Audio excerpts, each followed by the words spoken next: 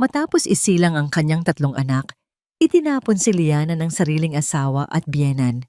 Iniwan na walang pangalan, walang yaman, at halos walang karapatan bilang ina. Ngunit nang mabunyag ang tunay niyang pagkatao, bilang nag-iisang tagapagmana ng makapangyarihang Elizalde Aguilar, nagsimula ang isang tahimik ngunit mapanganib na pagbabalik. Hanggang saan ang kayang gawin ng isang ina para mabawi ang kanyang mga anak? At sino ang tunay na guguhos sa larong ito ng kapangyarihan? Ang amoy ng antiseptic, ang unang gumising sa mga pandama ni Liana Almira Reyes. Dahan-dahan niyang iminulat ang kanyang mga mata, ramdam ang bigat sa bawat paghinga. Ang liwanag mula sa bintana ng pribadong silid sa St. Luke's Medical Center ay tila tumatagos sa kanyang balat, isang paalala na panibagong araw na naman ang dumating. Isang matamis na ngiti ang unti-unting sumilay sa kanyang mga labi. Sa kabila ng pagod at sakit na iniwan ng halos 20 oras na labor at emergency cesarean section, merong isang kaligayahang hindi mapantayan ang nag-uumapaw sa kanyang puso. Tatlong anghel. Angelo, Brielle, at si Celestine. Bulong niya sa hangin, ninanamnam ang bawat pangalang pinili nilang mag-asawa. Ang mga pangalang pinangarap nilang tawagin sa mga supling na bubuo sa kanilang pamilya. Hinaplos niya ang kanyang tiyan na ngayon ay balot na ng benda. Wala na roon ang bigat ng 3 buhay, ngunit naroon pa rin ang koneksyon. Hindi na siya makapaghintay na mayakap ang kanyang mga anak at higit sa lahat na makita ang kanyang asawa, si Javier. Siguradong pagod na rin ito sa pag-aalala. Siguradong sabik na rin itong masilayan ang kanilang mga munting pangarap. Nilarawan niya sa kanyang isip ang mukha ni Javier, ang matipunong panga nito, ang mga matang laging nangungusap, ang nangiting kayang magpatunaw sa kahit anong pagdududa sa kanyang puso. Si Javier ang kanyang mundo, ang kanyang lakas. Sa pag-iisip na yon, isang pamilyar na tunog ng sapatos ang narinig niya mula sa pintuan. Hindi ito ang malalambot na swelas ng sapatos ng mga nurse. Ito ay tunog ng mamahaling leather shoes na tumatama sa makintab na sahig. Javier, tawag niya, puno ng panaanabik. Ngunit hindi si Javier ang pumasok. Isang lalaking nasa kalagitnaan ng edad, balot sa isang mamahaling business suit, ang tumayo sa paanan ng kanyang kama. Ang mukha nito ay walang emosyon, ang mga mata ay malamig. Sa kamay nito ay isang brown na leather briefcase. "Good morning, Mrs. De Villa," bati ng lalaki sa isang formal na tono. "Ako si Attorney Delos Reyes, ang legal counsel ng De Villa Group." Nawala ang ngiti sa mga labi ni Liana. Ang kaba ay unti-unting gumapang sa kanyang dibdib. Nasaan si Javier? Ayos lang ba siya? Bakit abogado niya ang nandito? Hindi sumagot ang abogado. Sa halip, binuksan nito ang briefcase at maingat na inilabas ang isang makapal na folder. Inilapag niya ito sa ibabaw ng side table, sa tabi mismo ng kamay ni Liana. Ang tunog ng paglapag ng folder ay tila isang malakas na dagundong sa tahimik na silid. "Nandito po ako, para personal. Naiabot sa inyo ang mga dokumentong ito, sa utos ni Mr. Javier De Villa." Nanginginig ang mga kamay ni Liana habang inaabot ang folder. Bawat hibla ng kanyang pagkatao ay sumisigaw na huwag itong buksan. Ngunit kailangan niyang malaman, kailangan niyang maintindihan kung ano ang nangyayari. Ang unang pahina ay isang sulat. Nakasulat sa opisyal na letterhead ng De Villa Group. "Liana, I hope this letter finds you in stable condition. By the time you read this, our lawyers have already filed the necessary papers. I believe it is for the best that we part ways immediately." Nag-init ang mga mata ni Liana. Ang mga salita ay tila mga langgam na gumagapang sa papel na wawalan ng kahulugan. Part ways? Makipaghiwalay. Nanginginig niyang binuklat ang mga sumunod na pahina. Ang mga salitang legal ay sumasampal sa kanya. Bawat isa ay mas masakit kaysa sa nauna. Petition for annulment, Voluntary Renunciation of Custodial Rights, Settlement Agreement. Isang malakas na puwersa ang tila dumagan sa kanyang dibdib, ninanakaw ang hangin na kanyang hinihinga. Hindi ito totoo. Isa itong masamang panaginip. Isang malupit na biro. Kakapanganak niya lang sa 3 anak nila. Mga anak na pareho nilang pinangarap. Hindi totoo to. Halos pabulong niyang sabi. Ang mga luha ay nagsisimula nang mamuo sa kanyang mga mata. May nagkamali lang. Kailangan kong makausap si Javier. Tumingin siya sa abogado, nagmamakaawa. Please, tawagan mo siya. Sabihin mong may hindi pagkakaunawaan. Sabihin mong kailangan ko siyang makausap. Malamig pa rin ang titig ng abogado. Nasa isang mahalagang board meeting si Mr. De Villa.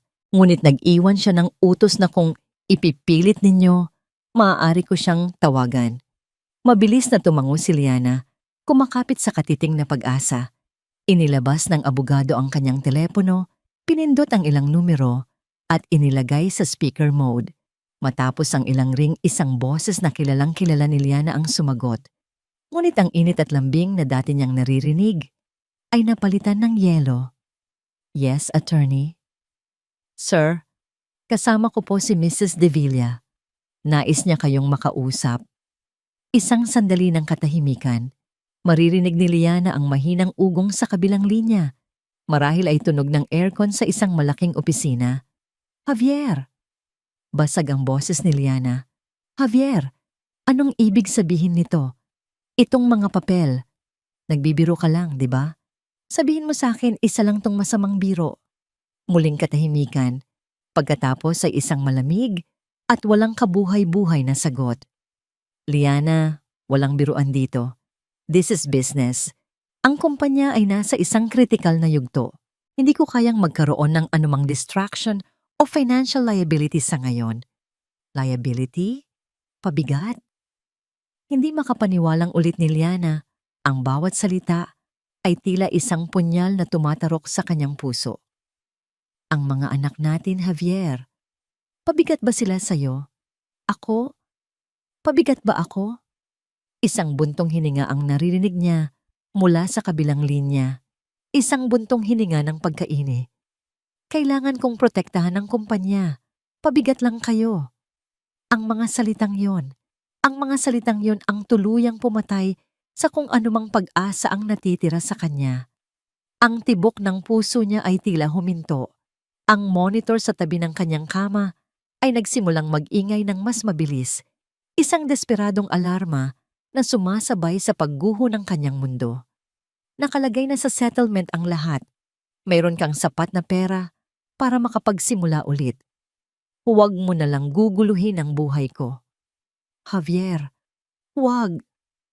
Pagmamakaawa niya, ang huling lakas ay nawawala na. Ngunit huli na ang lahat. Ang tanging narinig niya ay ang matigas na tunog ng pagbaba ng telepono. Click! Ang tunog na yon ang sumira sa lahat. Ang telepono ng abogado ay nanatiling tahimik sa ibabaw ng mesa. Ang mga papel ng diborsyo ay nakakalat sa kanyang kumot. Ang puso ni Liana ay wasak na wasak. Ang bigat sa kanyang dibdib ay hindi na niya makayanan. Ang kanyang paningin ay nagsimulang manlabo. Ang mga tunog sa paligid ay humihina. Ang huling nakita niya ay ang walang emosyong mukha ng abogado bago tuluyang nilamon ng dilim ang kanyang kamalayan. Kasabay ng pagbagsak ng kanyang ulo sa unan, ang folder ng mga dokumento ay nahulog mula sa kama at lumikha ng isang malakas na kalabog sa sahig. Sa mismong sandaling iyon, bumukas ang pinto at isang nurse ang nagmamadaling pumasok na alarma sa tunog ng heart monitor. Ma'am Liana, Doc, Code Blue. Ngunit huli na. Para kay Liana, ang mundo ay nagwakas na. Lumipas ang ilang araw sa loob ng ospital na tila isang mahabang malabong panaginip para kay Liana. Ang bawat paggising ay isang muling pagharap sa malupit na katotohanan. Ang mga papel ng diborsyo ay nakatago na sa ilalim ng kanyang mga damit sa maliit na bag. Ngunit ang bigat nito ay nananatili sa kanyang puso. Ang mga nurse ay pumapasok at lumalabas na may mga tinging puno ng awa. Ang doktor niya, bagamat professional, ay hindi maitago ang pag-aalala sa biglaang pagbawi ng lahat ng suporta mula sa pamilya de Villa. Ang bill ng ospital, na dating isang bagay na hindi niya kailanman iisipin, ay binayaran ng isang anonymous benefactor ayon sa billing section. Isang huling sampal ng kahihiyan mula kay Javier. Sa wakas, dumating ang araw na pinayagan na siyang umuwi. Umuwi. Isang salitang dati nagdudulot ng kapanatagan, ngunit ngayon ay puno ng pangamba. Wala na siyang babalikan. Sakay ng isang taxi, yakap-yakap niya ang dalawa sa kanyang mga anak, habang ang isa pa ay maingat na karga ng isang nurse na sumama sa kanya para tumulong. Bawat pamilyar na gusali sa Makati na kanilang nadadaanan ay tila isang multo mula sa nakaraan. Ang restaurant kung saan sila unang nag-date ni Javier, ang parke kung saan sila namasyal, ang simbahan kung saan sila nangako ng walang hanggan. Huminto ang taxi sa harap ng marangyang lobby ng The Grand Villa Residences, ang gusaling tahanan ng penthouse na ibinahagi niya kay Javier sa loob ng 5 taon. "Dito na po tayo, ma'am," sabi ng taxi driver. Bumaba si Liana. Ramdam ang panginginig ng kanyang mga tuhod. Sa tulong ng nurse, maingat niyang ibinaba ang mga portable crib. Habang papalapit sila sa malaking salaming pinto, 2 pamilyar na gwardiya ang biglang humarang sa kanilang daan. "Good afternoon po, Ma'am Liana." Magalang ngunit matigas na bati ni Mang Tonyo, ang mas matandang gwardiya. Ang mga mata nito ay hindi makatingin ng diretso sa kanya. "Mang Tonyo, tulungan niyo naman kami sa mga gamit." Pakiusap ni Liana, ang boses ay pagod. Nagkatinginan ang 2 gwardiya. Bumuntong hininga ang mas bata. "Ma'am, pasensya na po. May natanggap po kaming memo mula sa opisina ni Mr. De Villa. Hindi na po kayo pinapahintulutang pumasok sa gusali." Ang mga salita ay tumama kay Liana na parang isang malakas na sampal. "Ano? Pero dito ako nakatira. Ang mga gamit ko, ang mga gamit ng mga anak ko, nasa taas lahat." "Utos lang po, ma'am. Pasensya na po talaga," sabi ni Mang Tonyo, bakas sa mukha ang pagkailang. "May ipinadala na pong isang maleta para sa inyo. Ito lang po ang pinapahintulutan nilang ibigay." Itinuro nito ang isang itim na maleta na nakatayo sa gilid ng lobby, tila isang simbolo ng kanyang pagkatapon. Ang galit, isang emosyong matagal nang natutulog sa ilalim ng kanyang pighati, ay biglang nag-alab. "Karapatan kong pumasok sa sarili kong pamamahay. Asawa niya ako." "Dating asawa, ma'am. Mahinang pagtatama ng mas batang gwardiya. Nasa amin po ang kopya ng mga legal na dokumento." Ang huling katiting ng kanyang lakas ay tila nawala. Ang kahihiyan ay bumalot sa kanya, lalo na nang mapansin niya ang ilang mga residente na dumadaan at nagbubulungan habang nakatingin sa kanila. Sa gitna ng lahat, nagsimulang umiyak si Angelo, sinundan ni Brielle. Ang kanilang mga iyak ay tila mga sirena na nagpapahayag ng kanilang kalagayan. Wala siyang nagawa. Kinuha niya ang maleta, binitbit niya ang isang crib, habang ang nurse ay karga ang 2 pa. Walang lingon-likod silang tumalikod sa lugar na minsan niyang tinawag na tahanan. "Saan po tayo ngayon, ma'am?" tanong ng nurse, puno ng pag-aalala. Hindi alam ni Liana ang isasagot. Saan nga ba? Umupo sila sa isang bangko sa isang maliit na parke sa di kalayuan. Ang ingay ng trapiko sa Makati ay isang malupit na paalala ng mundong patuloy na umiikot, walang pakialam sa pagguho ng sa kanya. Inilabas niya ang kanyang telepono. Una niyang tinawagan si Clarice, ang kanyang matalik na kaibigan, ang maid of honor sa kanyang kasal. "Hello, Liana. Kamusta? Narinig ko ang nangyari. I'm so sorry," sabi ni Clarice, ngunit may kaba sa boses nito. "Claire, kailangan ko ng tulong. Pwede bang Pwede bang makituloy muna kami sa inyo? Kahit isang gabi lang. Wala kaming mapuntahan. Sabi ni Liana, nilulunok ang kanyang pride. Isang mahabang katahimikan. Naku, Liana, kasi may bigla ang lakad kami ng pamilya ko pa Tagaytay. Oo, ngayon na mismo. Pasensya na talaga. Tawagan na lang kita ulit, ha? Ang tawag ay naputol bago pa man makasagot si Liana. Alam niyang nagsisinungaling si Clarice. Ang asawa nito ay nagtatrabaho sa isang subsidiary ng De Villa Group. Takot. Iyon ang dahilan. Sinubukan niya ang isa pa, si Katrina. Ngunit diretso lang ito sa voicemail. Sinubukan niya ang isa pa, at isa pa. Lahat sila, ang mga taong kasama niyang tumawa sa mga party at sosyal na pagtitipon, ay biglang naglahong parang bula. Doon niya napagtanto. Hindi sila mga kaibigan niya. Sila ay mga kaibigan ng asawa ni Javier de Villa. At ngayong wala na ang pangalang yun sa kanya, wala na rin sila. Gabi na nang tuluyan siyang sumuko. Ang nurse na tumulong sa kanya ay kailangan na ring umuwi. Sa huling pagkakataon, tinulungan siya nitong dalhin ang mga bata at ang maliit nilang ari-arian sa loob ng isang maliit, 24 oras na karinderya. Umupo si Liana sa isang plastik na upuan sa sulok. Ang amoy ng nilulutong goto at sinangag ay dumidikit sa hangin. Sa labas, ang mga ilaw ng Makati ay kumikinang, isang malupit na pagpapakita ng yaman at kapangyarihan na ipinagkait sa kanya.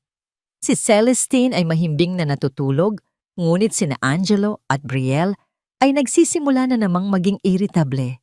Habang pinapatahan niya si Brielle, isang mainit na patak ng luha ang pumatak mula sa kanyang mga mata at tumama sa munting noo ng kanyang anak. Doon, sa gitna ng pagod, gutom, at kawalan ng pag-asa, isang bagong damdamin ang umusbong. Tinitigan niya ang tatlong natutulog na mukha. Ang kanyang mga anak. Walang muwang. Umaasa sa kanya. Hindi siya pwedeng sumuko. Hindi para sa sarili niya, kundi para sa kanila. Kailangan niyang maging matatag. Kailangan niyang lumaban. Sa gitna ng kanyang pagmumuni-muni, isang ugong ng isang mamahaling makina ang pumukaw sa kanyang atensyon. Isang makintab na itim na sedan, isang European model na hindi niya matukoy, ang dahan-dahang huminto sa tapat mismo ng karinderya. Ang sasakyan ay tila hindi nababagay sa simpleng lugar na yon. Nagtago ng kaba ang kanyang dibdib. Mga tauhan ba ito ni Javier? Pinapahanap siya para lalong pahirapan. Ang bintana sa backseat na may dark tint ay dahan-dahang bumaba. Isang lalaking nasa mga 40, nakasuot ng plansadong suit, ang nakatingin sa kanya. Ang mukha nito ay kalmado at seryoso, ngunit ang mga mata ay may kakaibang talas.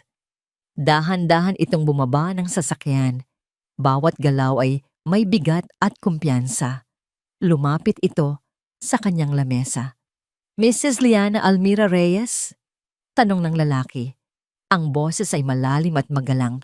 Hindi sumagot si Liana. Napupuot na siya sa pangalang iyon. Bawat pagbanggit nito ay isang paalala ng kanyang kabiguan, ng kanyang kahihiyan. Tila nabasa ng lalaki ang kanyang iniisip. Isang bahagyang pagbabago ang naganap sa kanyang mukha. Hindi awa, kundi pag-unawa.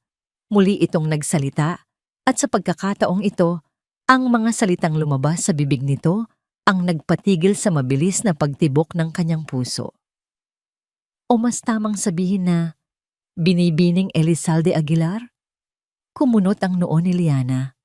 Ang pangalan ay banyaga sa kanyang pandinig. Isang takot ang muling gumapang sa kanya. Isa na namang laro. Isa na namang paraan para lalo siyang ipahiya at paglaruan. Sino ka? Anong kailangan ninyo sa amin? Nanginginig niyang tanong. Ang isang kamay ay humigpit sa pagkakayakap sa kanyang anak. Ang kanyang boses ay mahina, ngunit may bakas ng paninindigan. Kung pinadala ka ni Javier para saktan kami, Parang awa mo na. Umalis ka na. Hindi na tinag ang lalaki. Inilahadan nito ang isang business card sa ibabaw ng lamesa. Ako po si Attorney Rafael Cruz at hindi po ako pinadala ni Mr. De Villa. Sa katunayan, narito ako dahil sa isang taong matagal nang naghahanap sa inyo. Pinagmasdan ni Liana ang card. Cruz Law Firm.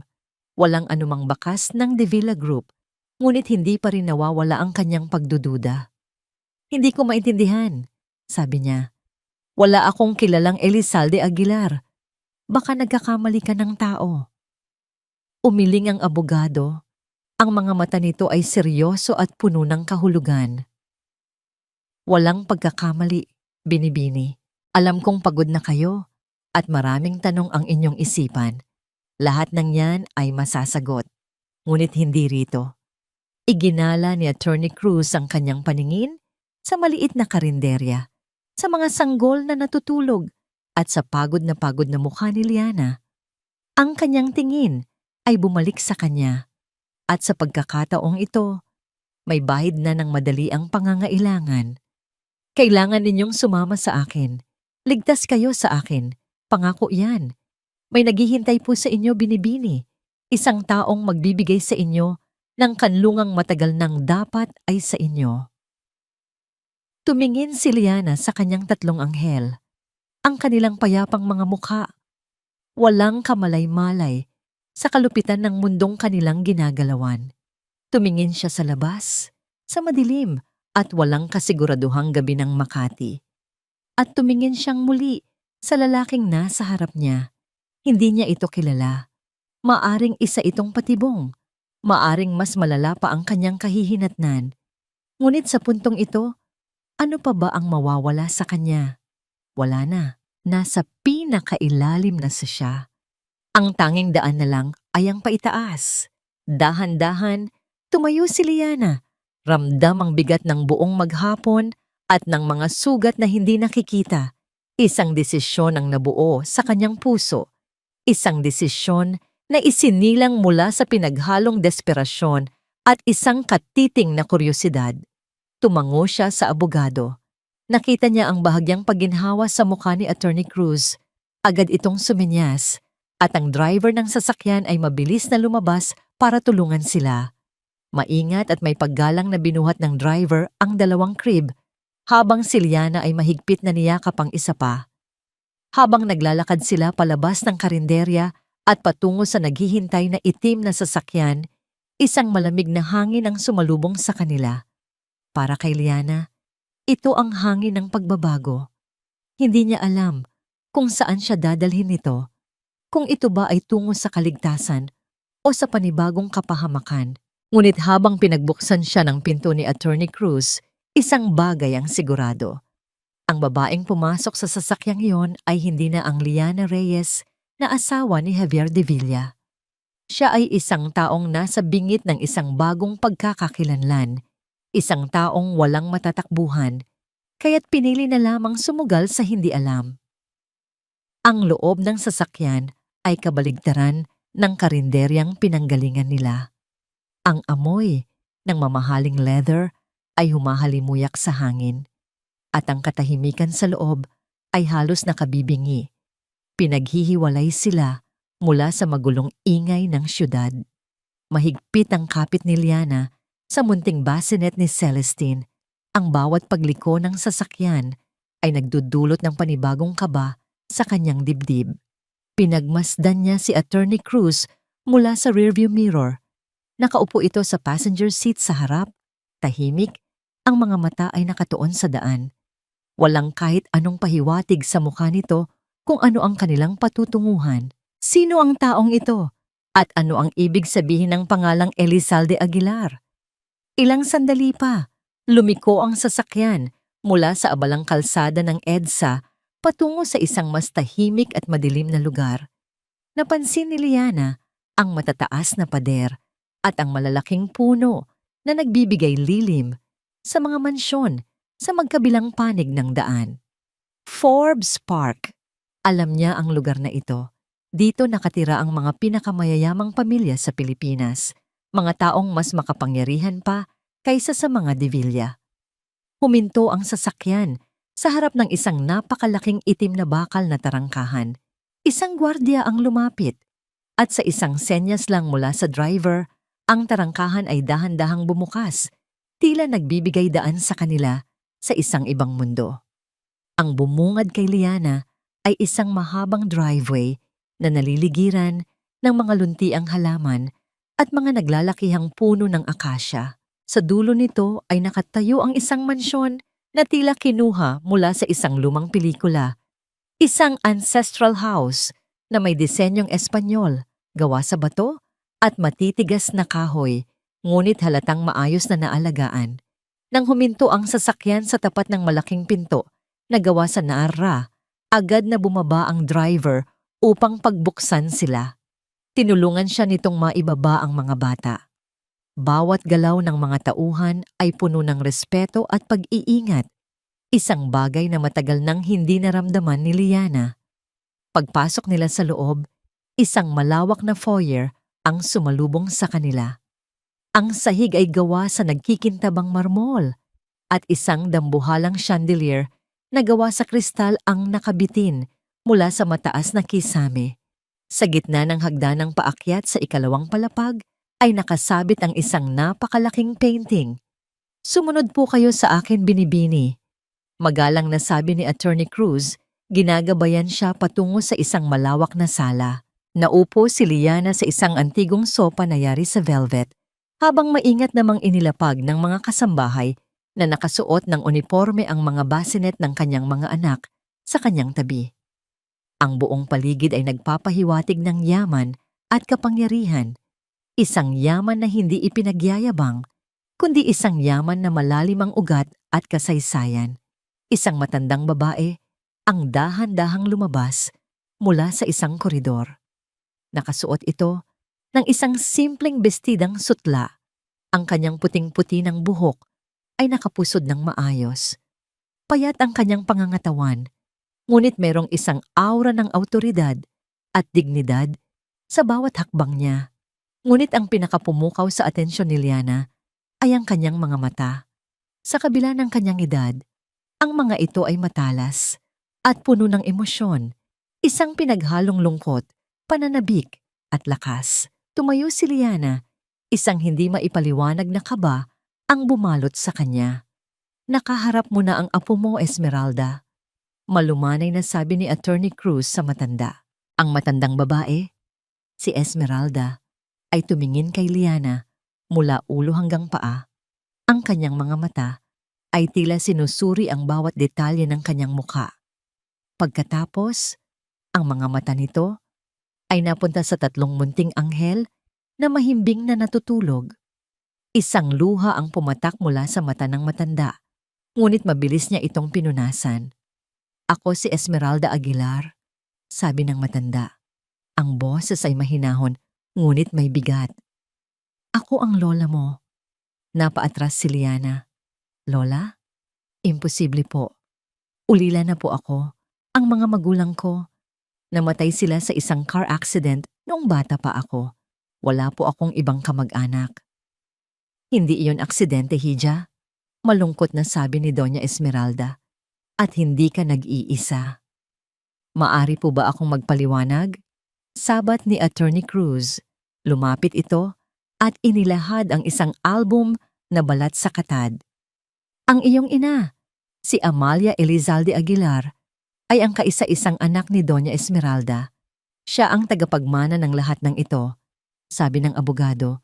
Iginagala ang kamay sa buong silid. Ngunit umibig siya sa isang simpleng arkitekto, ang iyong ama, na si Ricardo Reyes.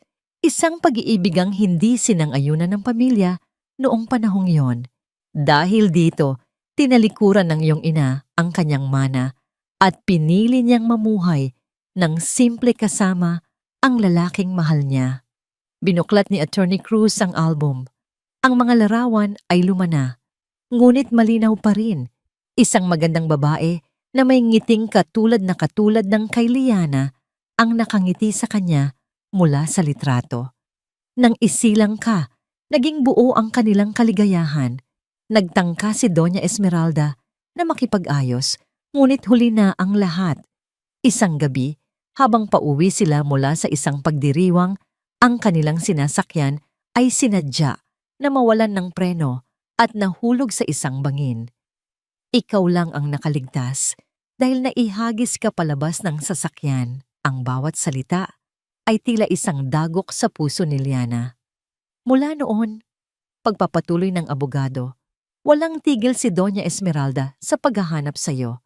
Ngunit may mga taong makapangyarihan na gumawa ng paraan upang itago ang iyong pagkakakilanlan, upang palabasin na isa kang ulila na walang kamag-anak.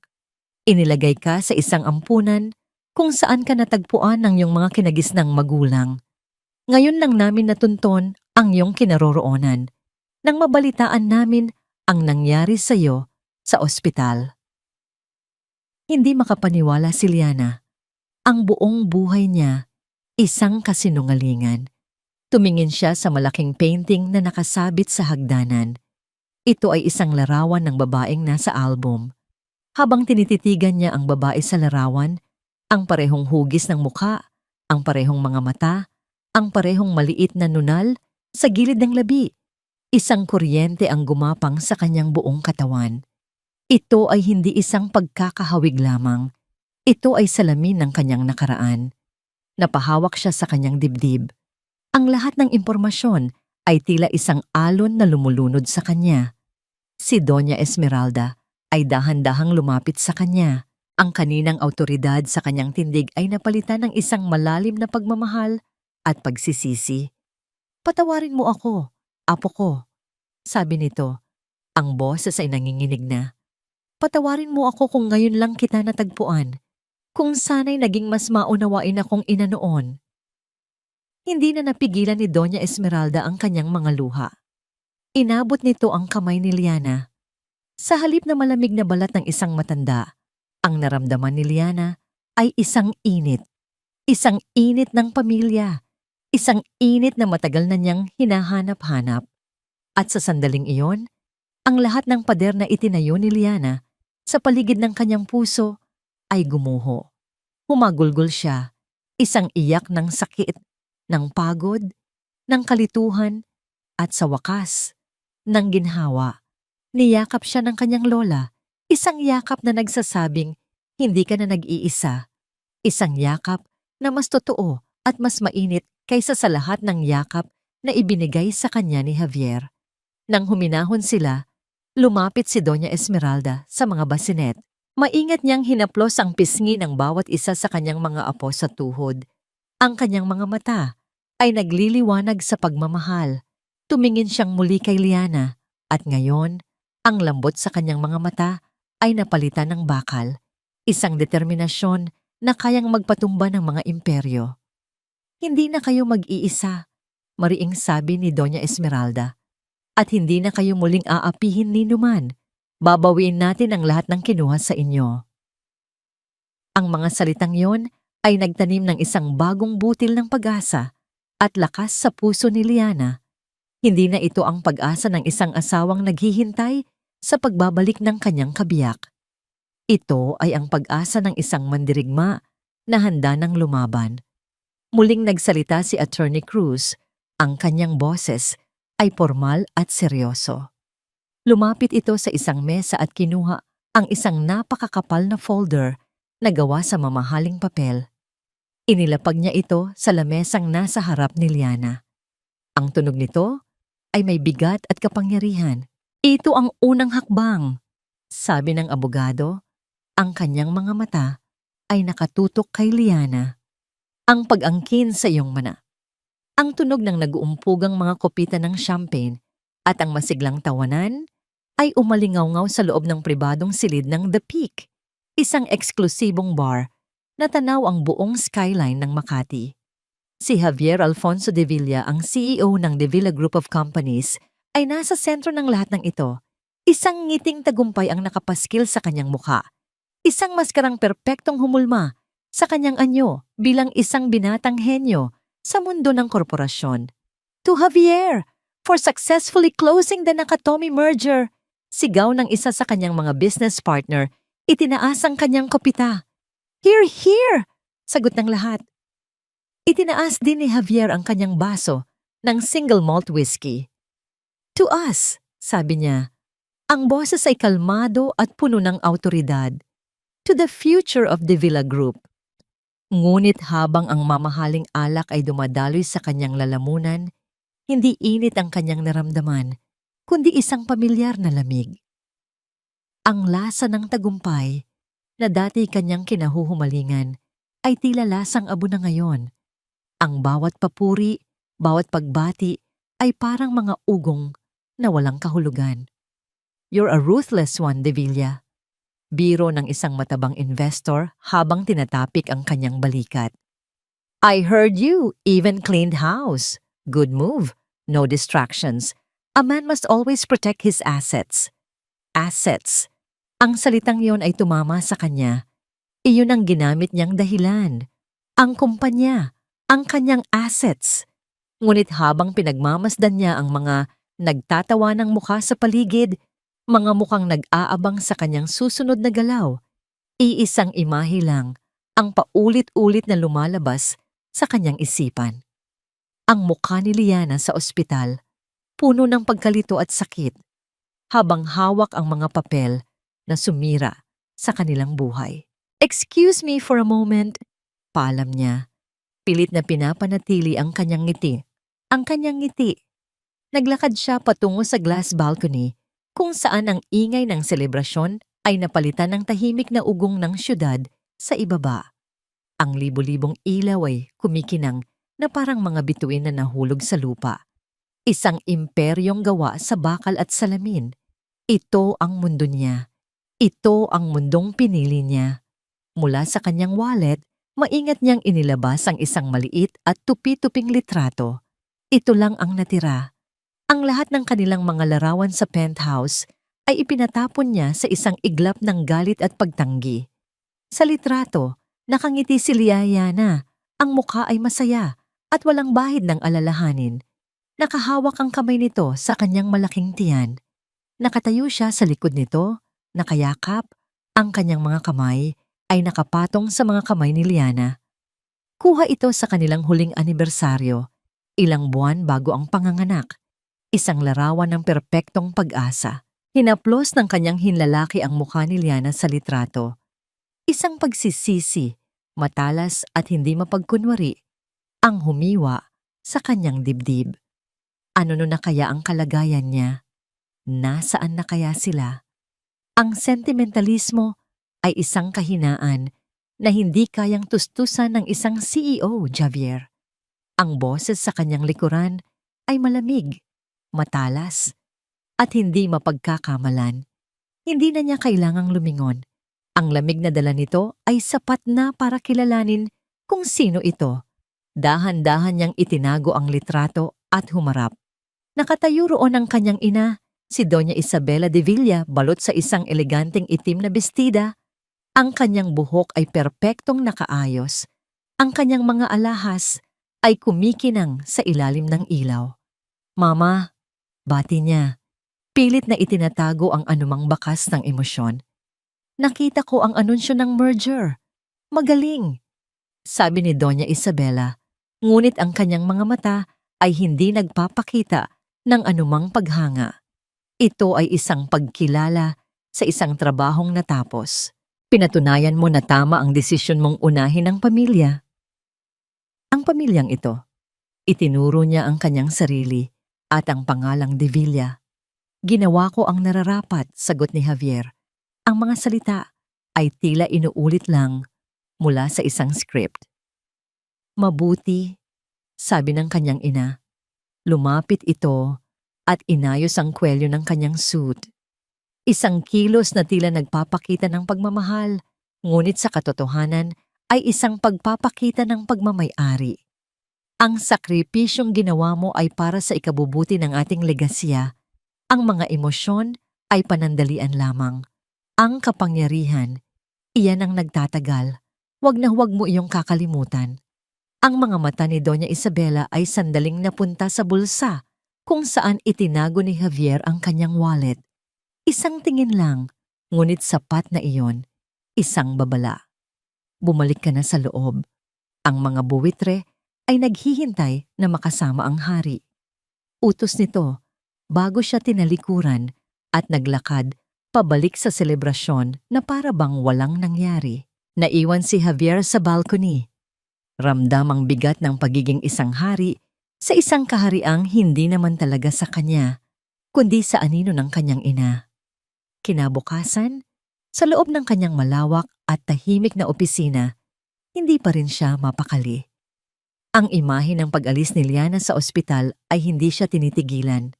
Sa huli, hindi na niya natiis. Tinawagan niya ang kanyang pinagkakatiwalaang executive assistant sa isang pribadong linya. Miguel, may ipapagawa ako sa'yo. Very confidential. Yes, sir? Hanapin mo kung nasaan si Liana Reyes. Gusto kong malaman kung nasaan siya, kung ano ang kalagayan niya. Siguraduhin mong ayos lang siya, pero gawin mo ito ng patago. Lalo na, hindi dapat malaman ni Mama. Masusunod po, sir. Lumipas ang buong araw. Bawat email, bawat tawag, bawat pulong ay isang pagpapanggap. Ang isip niya ay nasa utos na ibinigay niya kay Miguel. Gabi na nang tumawag pabalik ang kanyang assistant. Sir Javier, anong nalaman mo?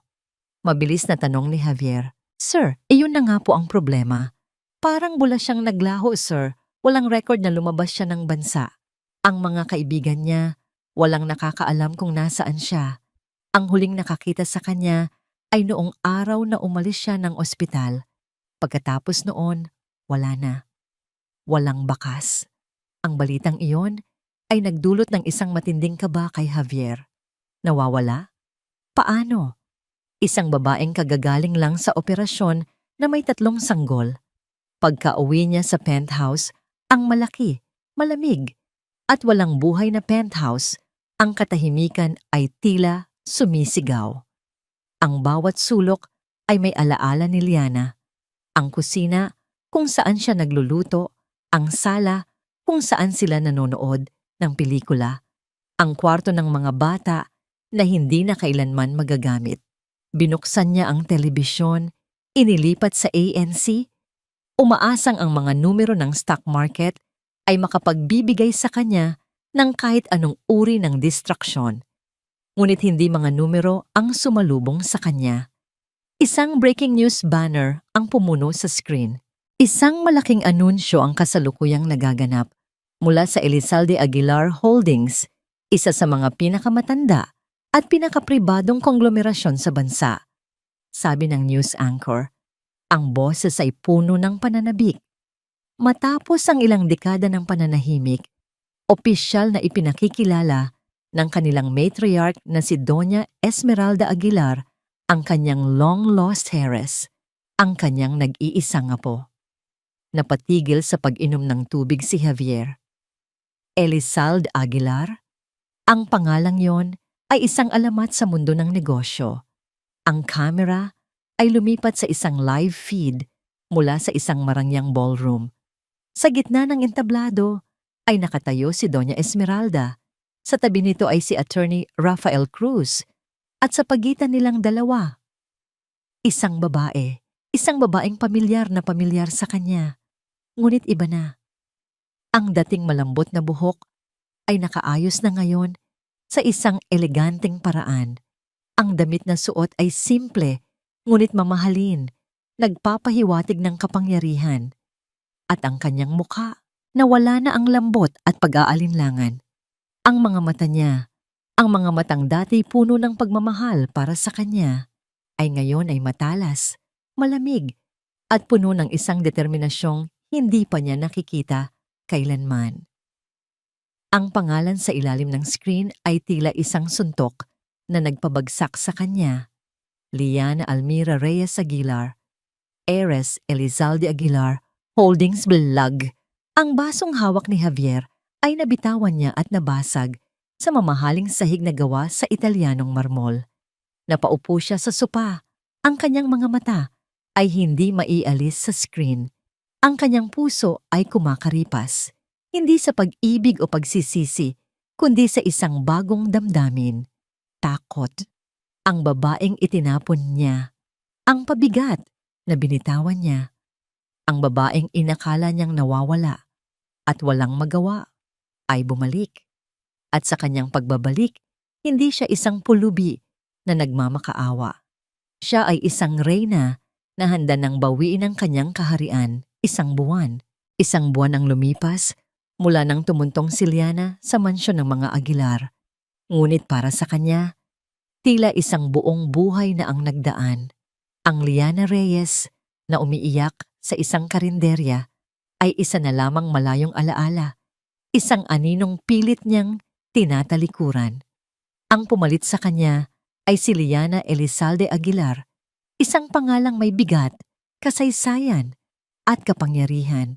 Ang bawat araw niya ay isang mahigpit na pagsasanay. Ang kanyang umaga ay nagsisimula sa pag-aaral ng mga financial report ng Elizalde Aguilar Holdings, EAH, isang dambuhalang konglomerasyon na may mga interes sa real estate, banking, at energy. Ang mga numerong dati nakalilito ay unti-unting nagkakaroon ng kahulugan sa tulong ng mga pinakamahuhusay na tutor na kinuha ng kanyang lola. Ang kanyang mga hapon ay inilalaan sa mga pagpupulong kasama si Attorney Rafael Cruz. Dito, pinag-aaralan niya ang batas, ang corporate law, at ang mga estratehiya sa negosyo. Natutunan niyang magsalita ng may awtoridad, magtanong ng may katalinuhan, at manahimik ng may layunin. Ang dating mahiyain at malambot niyang boses ay napalitan ng isang tonong kalmado, ngunit hindi matitinag. Ang kanyang mga gabi ay para sa kanyang mga anak. Sa gitna ng magulong mundo ng negosyo, sina Angelo, Brielle at Celestine ang kanyang naging kanlungan. Habang pinagmamasdan niya ang kanilang mga payapang mukha, ang apoy ng kanyang determinasyon ay lalong nag-aalab. Hindi ito para sa kanya. Ang lahat ng ito ay para sa kanila, para sa kanilang kinabukasan, para sa hustisyang ipinagkait sa kanila. Isang hapon, habang nag-uusap sila ng kanyang lola sa hardin, isang lugar na naging saksi sa marami nilang pag-uusap, binuksan ni Doña Esmeralda ang isang paksang matagal na nilang iniiwasan. "Handa ka na ba, Apo?" tanong ng matanda. Ang mga mata nito ay nakatutok sa kanya, puno ng pag-unawa. Alam ni Liana kung ano ang tinutukoy nito, ang pagharap kay Javier. "Hindi ko alam kung meron bang salitang handa para doon, Lola," mahinang sagot ni Liana. "Pero kailangan kong bawiin ang mga anak ko. Iyon lang ang mahalaga." Isang matamis na ngiti ang sumilay sa labi ni Doña Esmeralda. Hinawakan nito ang kamay ng kanyang apo. "Hindi mo lang babawiin ang mga anak mo, Hija. Ipakikita mo sa kanila, sa kanilang lahat, kung sino ang babaeng kanilang tinalikuran." Kinabukasan, sa unang pagkakataon, pumasok si Liana sa main office ng Elizalde Aguilar Holdings sa Ayala Avenue.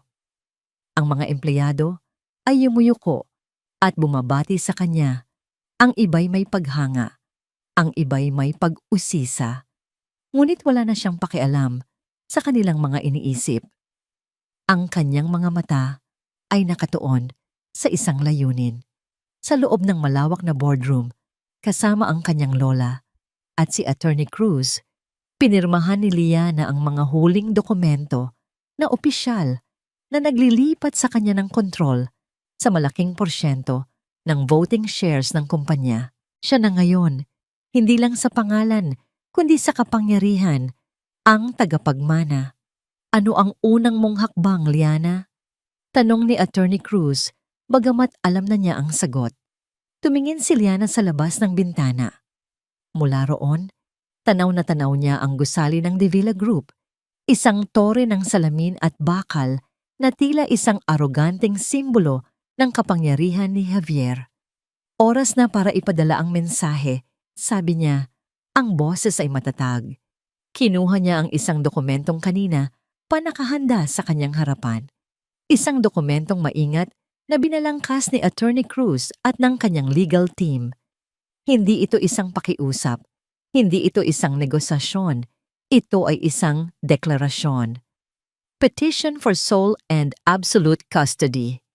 Kinuha niya ang isang mamahaling pluma at buong diing inilagda ang kanyang pangalan, Liana Elizalde Aguilar. Samantala, sa kabilang tore, ang boardroom ng De Villa Group ay puno ng tensyon. Si Javier ay kasalukuyang nasa gitna ng isang mainit na pagpupulong kasama ang mga department head. Ang balita tungkol sa pagbabalik ni Liana bilang isang Elizalde Aguilar ay nagdulot ng malaking alon sa kanilang mga investor at stockholders. Kailangan nating maglabas ng statement. We need to control the narrative. Sigaw ng kanilang PR head. Anong narrative? Na ang CEO natin ay tinapon ng asawa at mga anak, na sa kasamaang palad ay apo pala ng isa sa mga pinakamakapangyarihang matriarch sa bansa? Sarkastikong sagot ng kanilang CFO. Enough!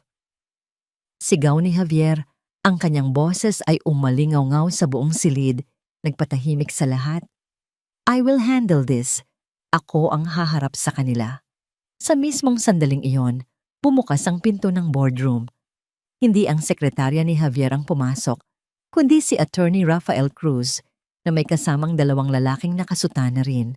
Ang kanyang presensya ay agad na nagpabigat sa atmosfera. Kalmado siyang naglakad patungo sa dulo ng lamesa kung saan nakaupo si Javier. Ang lahat ng mga mata ay nasa kanya. Attorney Cruz, bati ni Javier, pilit na pinapakita ang kumpiyansa.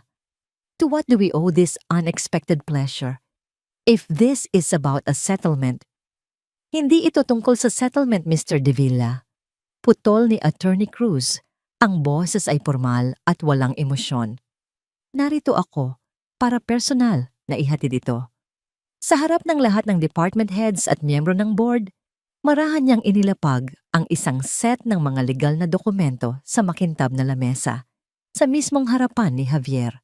Ang puting papel ay tila sumisigaw sa gitna ng madilim na kahoy. Dinampot ni Javier ang mga papel. Ang kanyang mga mata ay mabilis na tumakbo sa mga unang linya. Ang bawat salita ay tila isang suntok sa kanyang sikmura. Sole custody. Absolute custody. Ang mga salitang iyon ay nangangahulugang tuluyan ng pag-aalis ng kanyang karapatan bilang isang ama. Itinaas niya ang kanyang paningin mula sa papel at tumitig kay Attorney Cruz. This is absurd. Hindi siya mananalo dito. The court will see her as unstable. Isang malamig na ngiti ang gumuhit sa mga labi ni Attorney Cruz. Sa tingin mo ba, Mr. De Villa, ang korte ay maniniwala sa salita ng isang lalaking itinapon ang kanyang mag-ina ilang oras matapos ang isang peligrosong panganganak?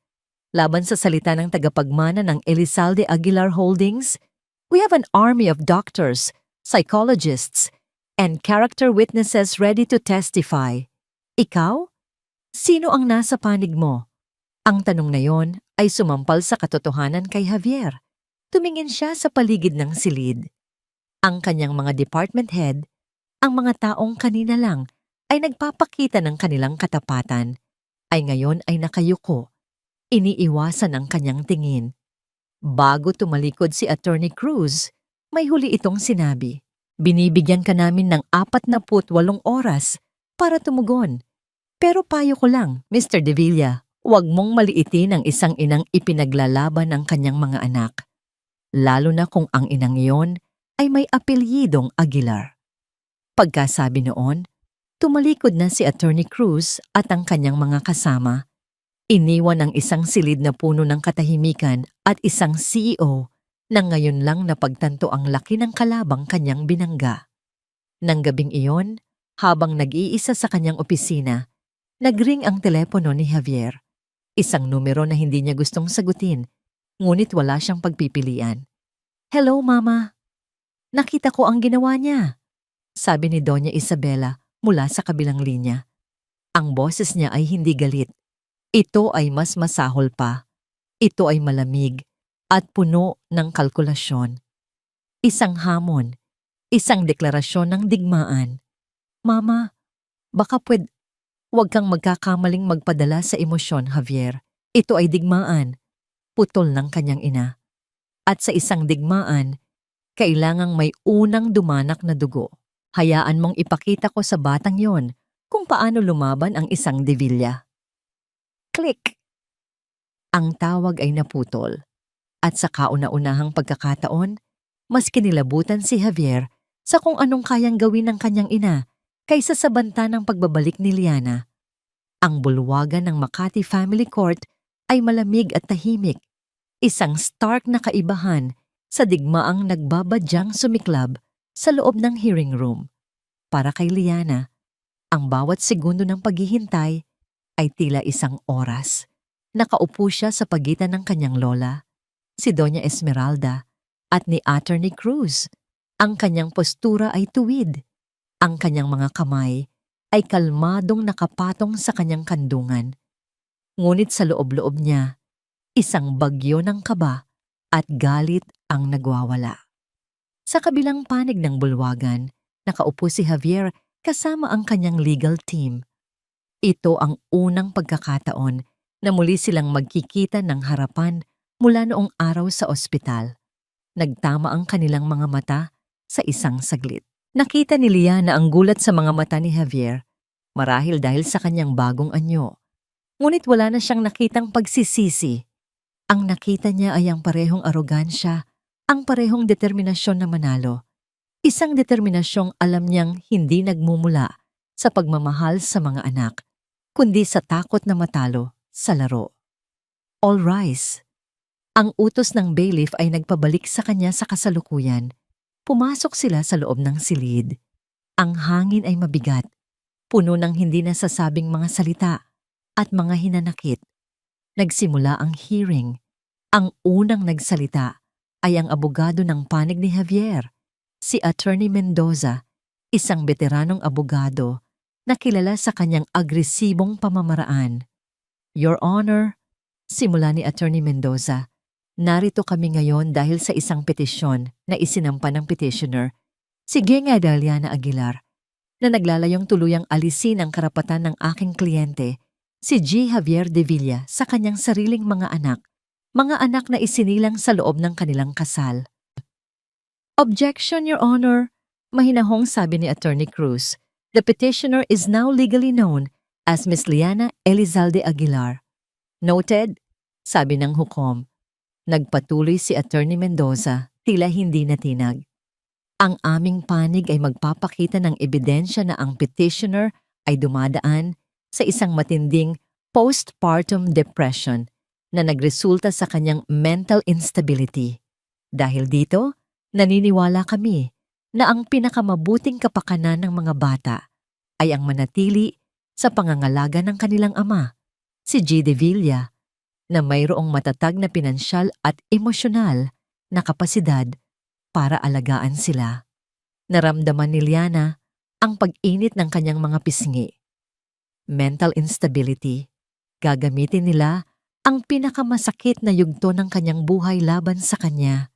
Unang iprinesenta ng panig ni Javier ang isang psychiatrist, si Dr. Alcaraz, na tumestigo na base sa mga paunang ulat mula sa ospital.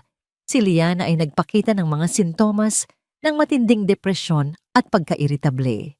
Sa inyong profesional na opinyon, Doktor, tanong ni Attorney Mendoza, ang isang ina na may ganitong kondisyon, ligtas bang ipagkatiwala sa kanya ang 3 bagong silang na sanggol? Mayroong malaking panganib, sagot ng doktor. Maaring hindi niya magampanan ang kanyang mga tungkulin bilang ina, at sa mas malalang kaso, maaari pa niyang saktan ang kanyang sarili o ang mga sanggol. Isang mahinang bulungan ang narinig sa loob ng korte. Tumingin si Liana kay Javier, ngunit ang mga mata nito ay nakatuon sa sahig. Isang duwag. Nang si Attorney Cruz na ang magtanong, ang kanyang pamamaraan ay kalmado, ngunit matalas. Dr. Alcaraz, kailanman ba ay personal ninyong nakausap o sinuri si Miss Aguilar? Tanong niya. Hindi. Base lamang sa mga ulat, sagot ng doktor. Mga ulat na isinulat ng mga nurse, tama? Hindi ng isang lisensyadong psychiatrist? Tama. At alam niyo ba, doktor, na ang inyong klinika ay tumanggap ng isang malaking donasyon mula sa De Villa Foundation 2 linggo na ang nakalilipas. Ang mukha ni Dr. Alcaraz ay biglang namutla. Iyon ay, walang kinalaman dito. Wala na po akong tanong, Your Honor. Sabi ni Attorney Cruz, umupo na tila walang nangyari. Ang kredibilidad ng kanilang testigo ay nawasak sa isang iglap. Ngunit hindi doon natapos ang panig ni Javier. Nagpresenta sila ng mga larawang kuha sa social media noong mga nakaraang taon. Mga larawan ni Liana na nasa mga party, umiinom ng alak kasama ang mga kaibigan, nagsasayaw. Ang mga larawang ito, Your Honor, ay nagpapakita ng isang pamumuhay na hindi angkop para sa isang ina. Deklara ni Attorney Mendoza. Isang pamumuhay ng pagwawaldas at kawalan ng responsibilidad. Ito na ang hindi natiis ni Liana. Sa pahintulot ng kanyang abogado, siya mismo ang tumayo. Your Honor, ang mga larawang yan ay kuha bago pa man ako ikasal, bago pa man ako magbuntis, sabi ni Liana. Ang kanyang boses ay nanginginig sa simula, ngunit unti-unting tumatatag. At sa bawat isa sa mga okasyong yan, kasama ko ang aking asawa, si G. De Villa. Siya pa nga ang kumuha ng karamihan sa mga litratong yan. Kung ang pamumuhay na yon ay hindi angkop para sa isang ina, bakit hindi rin ito naging issue para sa isang ama? Ang katahimikan sa korte ay nakabibingi. Ang mga salita ni Liana ay tumama sa puso ng issue. Ang double standard, ang hindi pagkakapantay-pantay. Nag-init ang ulo ni Attorney Mendoza. Objection! Ang petitioner ay nagiging emosyonal. Sino ba namang ina ang hindi magiging emosyonal kung ang kanyang pagkatao ay winawasak sa harap ng korte? Ganti ni Liana, ang kanyang mga mata ngayon ay nagniningas at nakatutok kay Javier. Tinatawag ninyo akong mentally unstable, ngunit sino ba ang mas wala sa katinuan? Ang isang inang umiyak dahil sa sakit ng panganganak at pagtataksil? O ang isang amang iniwan ang kanyang mag-ina sa ospital para lang protektahan ang presyo ng kanyang mga gupyaw? Silence! Sigaw ng hukom. Sa gitna ng kaguluhan, idineklara ng hukom ang isang maikling recess. Habang papalabas sila ng silid, hinarang ni Liana ang daan ni Javier. Ngunit bago pa man siya makapagsalita, isang anino ang tumabon sa kanila, si Doña Isabela de Villa. Nakatayo ito roon, eleganteng-elegante sa kanyang Chanel suit. Ang mukha ay kalmado, ngunit ang mga mata ay parang yelo. Hindi si Javier ang tiningnan niya, kundi si Liana. Magaling kang magsalita, bata, sabi ni Doña Isabela sa isang boses na sila lang ang nakakarinig. Pero ang mga salita ay hangin lamang, ang kapangyarihan. Iyan ang totoo. Lumapit pa ito ng bahagya. Ang mamahaling pabango nito ay tila nakakalasong sa hangin. Kaya kong kunin ang lahat sa'yo, pati na ang mga anak mo. Bulong nito, ang bawat salita ay may diin at puno ng pagbabanta. Subukan mo ako.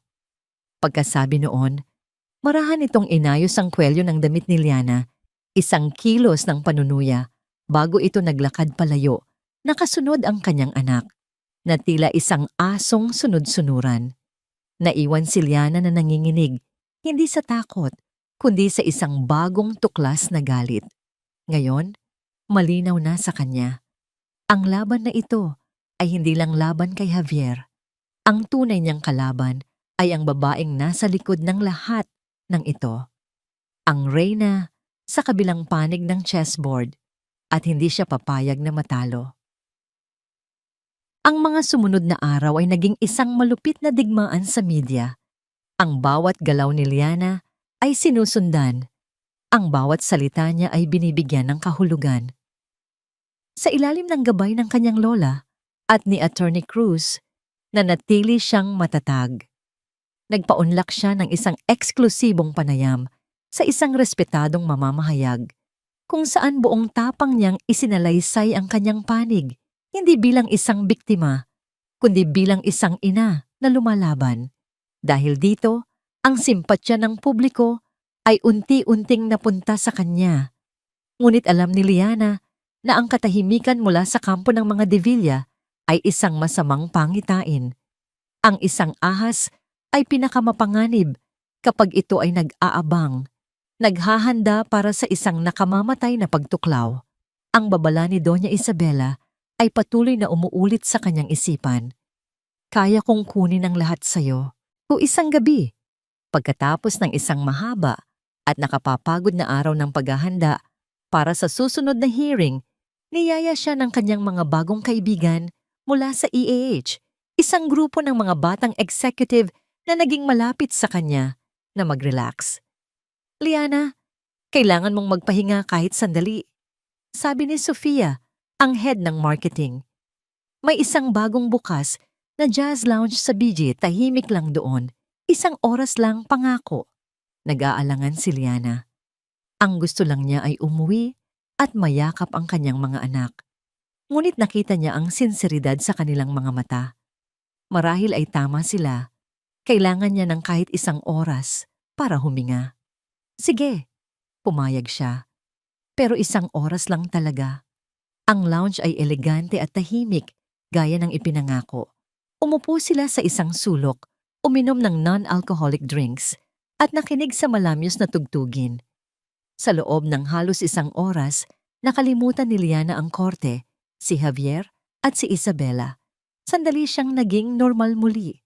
Ngunit hindi niya alam, sa bawat ngiti niya, sa bawat pagtawa, mayroong isang camera lens na nakatutok sa kanya mula sa kabilang dako ng silid. Kinukuha ang bawat sandali. Kinabukasan ng umaga, nagising si Liana sa isang tawag mula kay Attorney Cruz. Ang boses nito ay hindi na kalmado, kundi puno ng madaliang pangangailangan. Liana, buksan mo ang TV, anumang news channel. Kinakabahan, sinunod niya ang utos. Ang bumungad sa kanya ay ang kanyang mukha. Ngunit hindi ito ang mukha ng isang inang lumalaban. Isang sikat na entertainment blog at ilang tabloid ang naglabas ng mga larawan niya mula kagabi. Ang mga larawan ay malinaw na minanipula. Ang hawak niyang baso ng juice ay pinalitan ng isang kopita ng alak. Ang kanyang simpleng ngiti ay ginawang tila isang halakhak ng lasing. Ang anggulo ng mga kuha ay ginawang mukha siyang nagsasayaw ng wild, nawawala sa sarili. Ang headline ay sumisigaw, nagluluksa o nagwawaldas. Ang gabi ng paglimot ni Liana Aguilar habang nakikipaglaban para sa mga anak. Ito ay kasinungalingan, sigaw ni Liana, nanginginig ang buong katawan. Pinlano nila ito. It was a setup. Alam ko, Liana, ngunit huli na. Malungkot na, sabi ni Attorney Cruz. Ipinadala na nila ang mga larawan sa korte bilang urgent supplemental evidence. Hinihiling nila ang isang emergency hearing para sa immediate protective custody ng mga bata. Ang mundo ni Liana ay gumuho sa ikalawang pagkakataon. Ang emergency hearing ay mabilis at brutal. Kahit anong paliwanag ang gawin ni Attorney Cruz, kahit anong ebidensya ang ipakita nilang peke, ang mga larawan, ang pinsala ay nagawa na. Ang hukom, sa ilalim ng matinding presyon mula sa media, ay nagdesisyon na para sa kapakanan ng mga bata, sila ay pansamantalang ilalagay sa ilalim ng kustodya ng Department of Social Welfare and Development, DSWD, habang nagpapatuloy ang investigasyon. Hindi rin sila ibinigay kay Javier. Ito ang pinakamasakit na bahagi. Ang korte ay nagpasiya na dahil sa controversial na situation, walang sino man sa kanila ang karapat-dapat sa ngayon. Nang hapong iyon, 2 social worker ang dumating sa mansyon ng mga Aguilar. Ang kanilang mga muka ay puno ng profesional na awa, ngunit ang kanilang mga kilos ay matatag. Kailangan po naming sundin ang utos ng korte, ma'am, sabi ng isa. Tinangka ni Doña Esmeralda na gamitin ang kanyang impluensya. Ngunit kahit ang pangalan ng mga Aguilar ay hindi kayang banggain ang isang direktang utos mula sa korte. Pinanood ni Liana na parang isang manonood sa sarili niyang trahedya, habang ang kanyang 3 anak ay maingat na inilalagay sa mga dala nilang car seat. Si Angelo, si Briella, si Celestine, ang kanyang buhay, ang kanyang hininga, ang kanyang lahat. Sinubukan niyang lumapit, ngunit isang malumanay na kamay mula sa kanyang lola ang pumigil sa kanya. Bago sila tuluyang umalis, lumapit ang babaeng social worker. Pangako po ma'am, aalagaan po namin sila. Ito ay pansamantala lamang. Ngunit para kay Liana, ang salitang pansamantala ay parang habang buhay. Nang mawala na sa paningin ang sasakyan ng DSWD, ang lakas na matagal nang pinanghahawakan ni Liana ay tuluyang bumigay. Ang kanyang mga tuhod ay nanghina. Bumagsak siya sa sahig na marmol. Ang kanyang mga kamay ay nakakuyom sa dibdib na tila sinusubukang pigilan ang pagkasira ng kanyang puso. Isang iyak ang kumawala sa kanyang lalamunan. Hindi ito isang simpleng pag-iyak. Ito ay isang hagulhol ng isang inang ninakawan ng kanyang pinakamamahal na yaman. Isang sigaw ng sukdulang sakit at kawalan ng pag-asa. Niyakap siya ng kanyang lola. Ang sarili nitong mga luha ay dumadaloy para sa sakit na nararamdaman ng kanyang apo. Sa sandaling iyon, nawala ang tapang, nawala ang determinasyon. Ang natira na lamang ay isang babaeng wasak na wasak. Ito na iyon. Ang sandaling tila nawala na ang lahat. All is lost. Nanalo si Isabela. Kinuha niya ang lahat. Habang ang gabi ay lumalalim at ang mansyon ay nababalot sa isang mabigat na katahimikan, tumunog ang pribadong telepono ni Attorney Cruz, isang hindi rehistradong numero. Nag-aalangan man, sinagot niya ito. Hello? Sa kabilang linya, isang nanginginig at halos pabulong na boses ng isang babae ang sumagot. Si Attorney Cruz po ba ito? Ang abogado ni Ma'am Liana? Sino ito? Tanong ng abogado, ang kanyang tono ay maingat at alerto. Hindi na po mahalaga kung sino ako, sabi ng babae. May halong takot sa kanyang pananalita. Isa po akong dating kasambahay sa mansyon ng mga De Villa. Umalis na po ako. Hindi na po kinaya ng konsensya ko. Napatayo ng tuwid si Attorney Cruz. Ang kanyang mga pandama ay biglang naging matalas. Anong ibig mong sabihin? Isang malalim na buntong hininga ang narinig mula sa kabilang linya. Ang gabi pong yon, noong inanunsyo ni Sir Javier ang divorce, naroon po ako. Naglilinis sa koridor malapit sa library. Narinig ko po ang lahat. Ang puso ni Attorney Cruz ay nagsimulang tumibok ng mas mabilis. Hindi po si Sir Javier ang may gusto noon. Pagpapatuloy ng babae, ang kanyang boses ay nababasag na. Pinilit lang po siya. Tinakot siya ni Doña Isabela. Narinig ko pong sinabi niya na kung hindi hihiwalayan ni Sir Javier si Ma'am Liana at ang mga bata, wawasakin daw niya ang lahat ng pinaghirapan ni Sir Javier at aalisin sa kanya ang lahat ng mana. Nakiusap po si Sir Javier. Nagmakaawa po siya. Pero hindi po nakinig si Doña Isabela. Ang bawat salita ay isang piraso ng isang puzzle na ngayon ay nabubuo sa isipan ng abogado. Ito na ang ebidensyang kailangan nila. May patunay ka ba sa sinasabi mo? Tanong ni Attorney Cruz. Pilit na pinapakalma ang kanyang boses. Nagkaroon ng sandali ng katahimikan na para bang nag-iisip ang babae kung dapat ba niyang ituloy. Nang marinig ko po ang sigawan nila, natakot po ako. Itinago ko po ang cellphone ko sa ilalim ng isang florera at pinindot ang record. Hindi ko po alam kung bakit.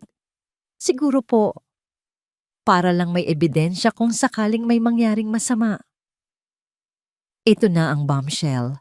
Meron akong dapat sabihin tungkol sa totoong nangyari sa gabi ng divorce, sabi ng babae. Ang kanyang boses ngayon ay may halong determinasyon. Handa po akong tumulong.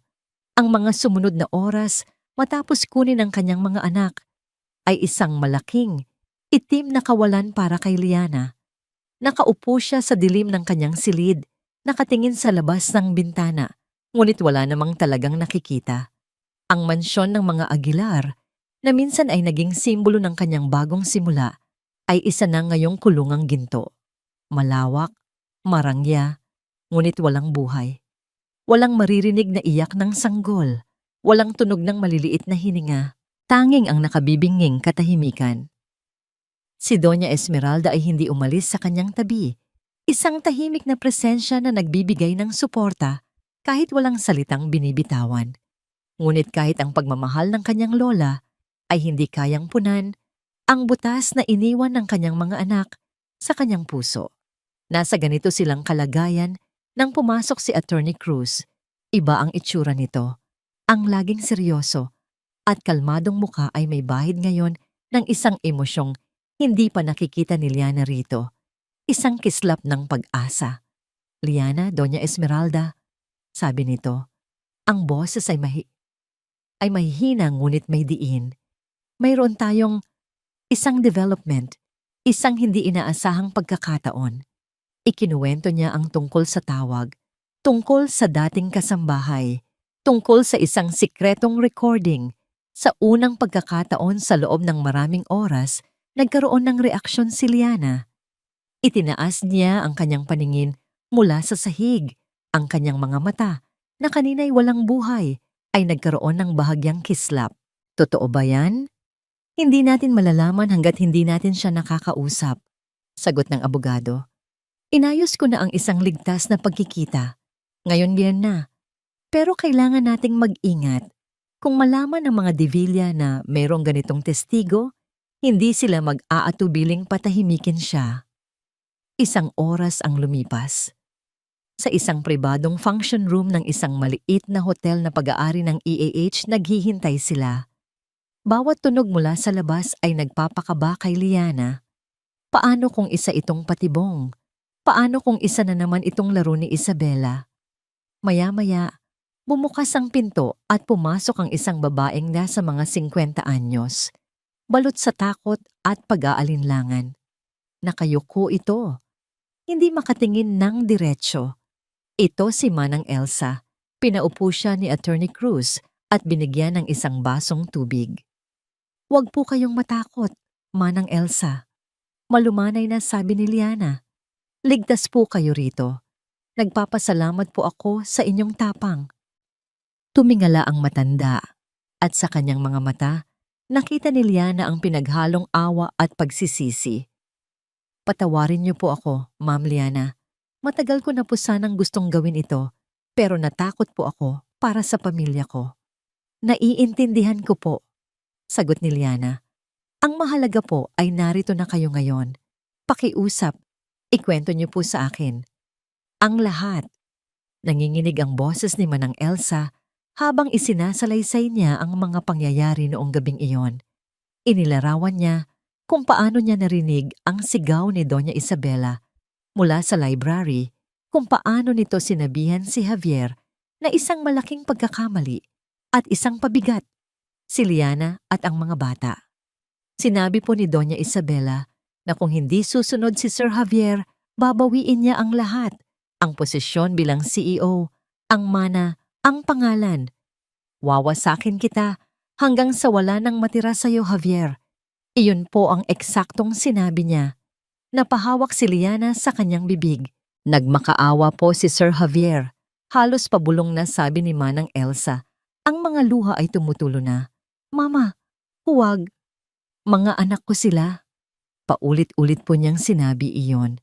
Pero parang wala pong narinig si Donya. Binigyan niya po ng ultimatum si Sir Javier. "Ako at ang legasiya ng Divilla o ang babae at mga bastardo niya." Pagkatapos po noon, wala na po akong narinig kundi ang basag na boses ni Sir Javier na sumang-ayon. Ang kwento ay tila isang punyal na bumaon ng malalim sa puso ni Liana. Ang galit niya kay Javier ay naroon pa rin. Ngunit ngayon ay may kasama na itong ibang emosyon. Isang emosyong hindi niya inaasahan. Ang recording po, sabi ni Attorney Cruz. Nanginginig ang mga kamay ni Manang Elsa habang iniaabot ang isang luma at simpleng cellphone. "Hindi po malinaw, sir, pero maririnig po." Kinuha ni Attorney Cruz ang telepono at ikinonekta sa isang maliit na speaker. Pinindot niya ang play. Ang unang narinig ay isang mahinang kaluskos. Pagkatapos, isang boses. Isang boses na malamig, matigas, at puno ng bakal, boses ni Isabela. Isang hadlang sa legasiya ng pamilyang ito. Hindi ko hahayaang sirain ng isang walang kwentang babae at ng kanyang mga anak ang lahat ng itinayo ng ating mga ninuno.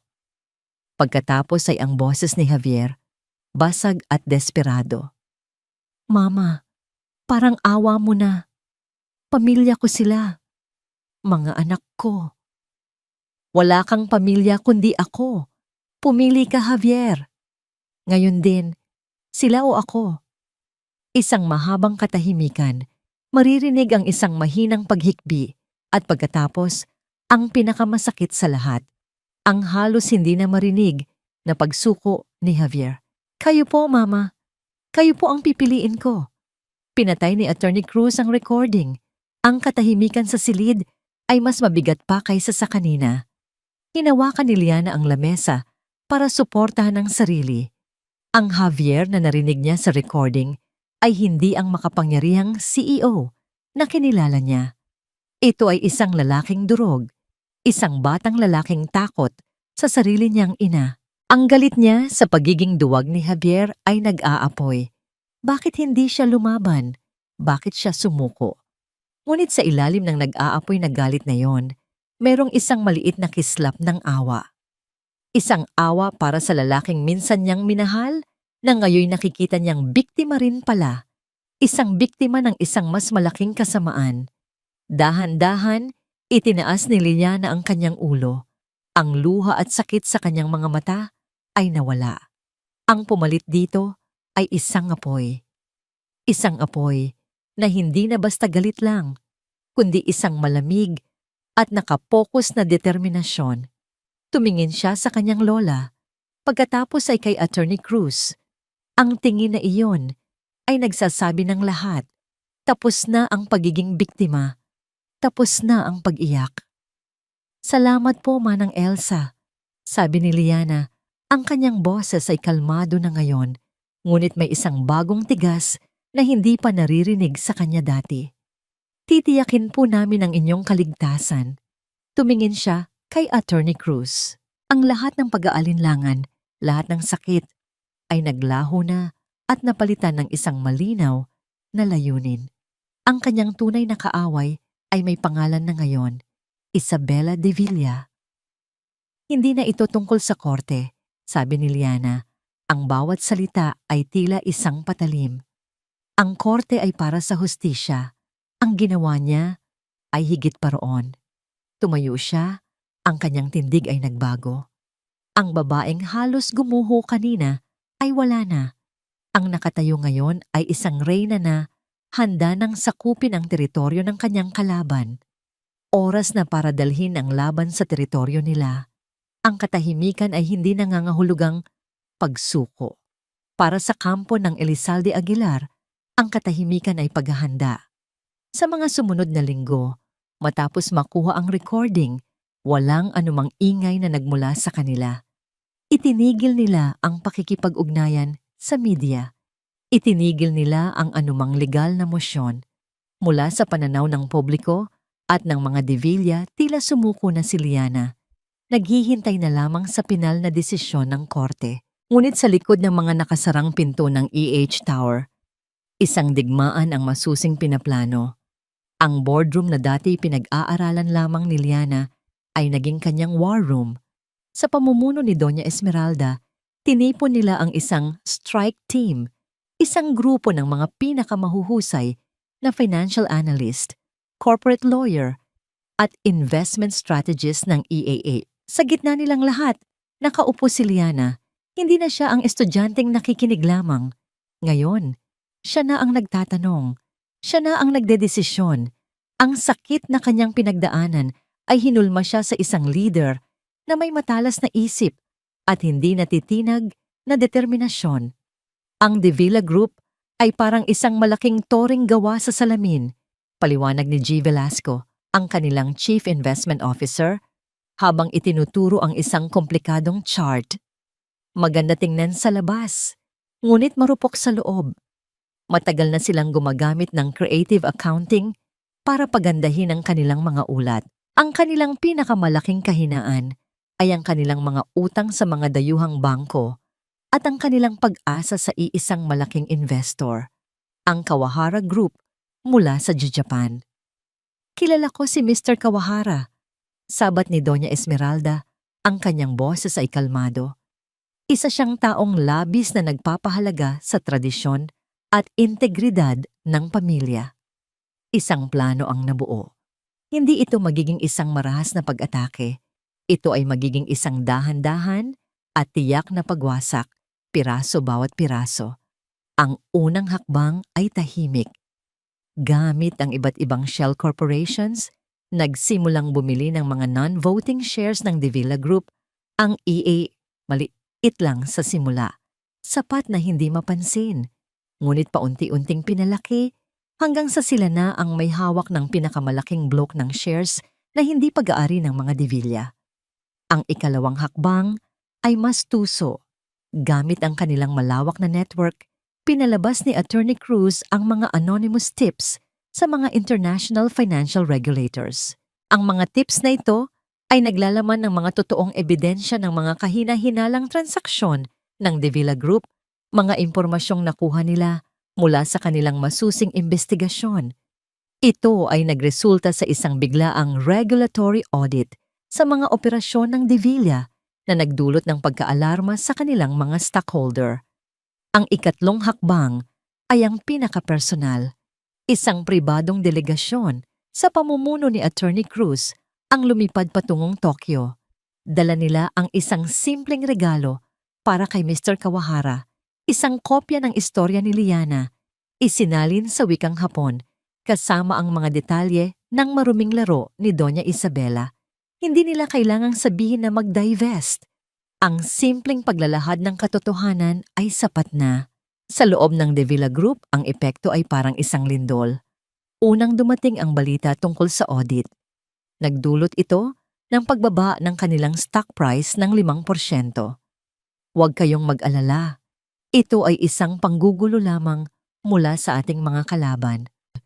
Deklara ni Doña Isabela sa isang emergency board meeting. Ang kanyang boses ay puno pa rin ng awtoridad. Si Javier, na nakaupo sa kanyang tabi, ay nanatiling tahimik. Ang muka ay puno ng pag-aalala. Pagkatapos, dumating ang tawag mula sa Tokyo. Bigla ang binawi ng Kawahara Group ang kanilang planong multibilyong pisong investment. Ang dahilan, pagkakaiba sa mga corporate values. Ang balitang iyon ay isang bomba. Ang stock price ng Davila Group ay bumagsak ng isa pang 15% sa loob lamang ng isang araw. Ang mga telepono sa kanilang opisina ay walang tigil sa pag-ring. Ang mga investor ay nagpapanik. Ang mga bangko ay humihingi ng mga kasiguraduhan. Anong nangyayari, Isabela? Sigaw ng isa sa mga matatandang miyembro ng board. Ang kumpanya ay bumabagsak sa ating harapan. Kumalma kayo. Sigaw pabalik ni Isabela. Ngunit sa unang pagkakataon, may bakas ng kawalan ng kontrol sa kanyang boses. Sinubukan niyang tawagan ang kanyang mga koneksyon, ang kanyang mga kaibigan sa politika at negosyo. Ngunit isa-isa, lahat sila ay tila umiiwas sa kanya.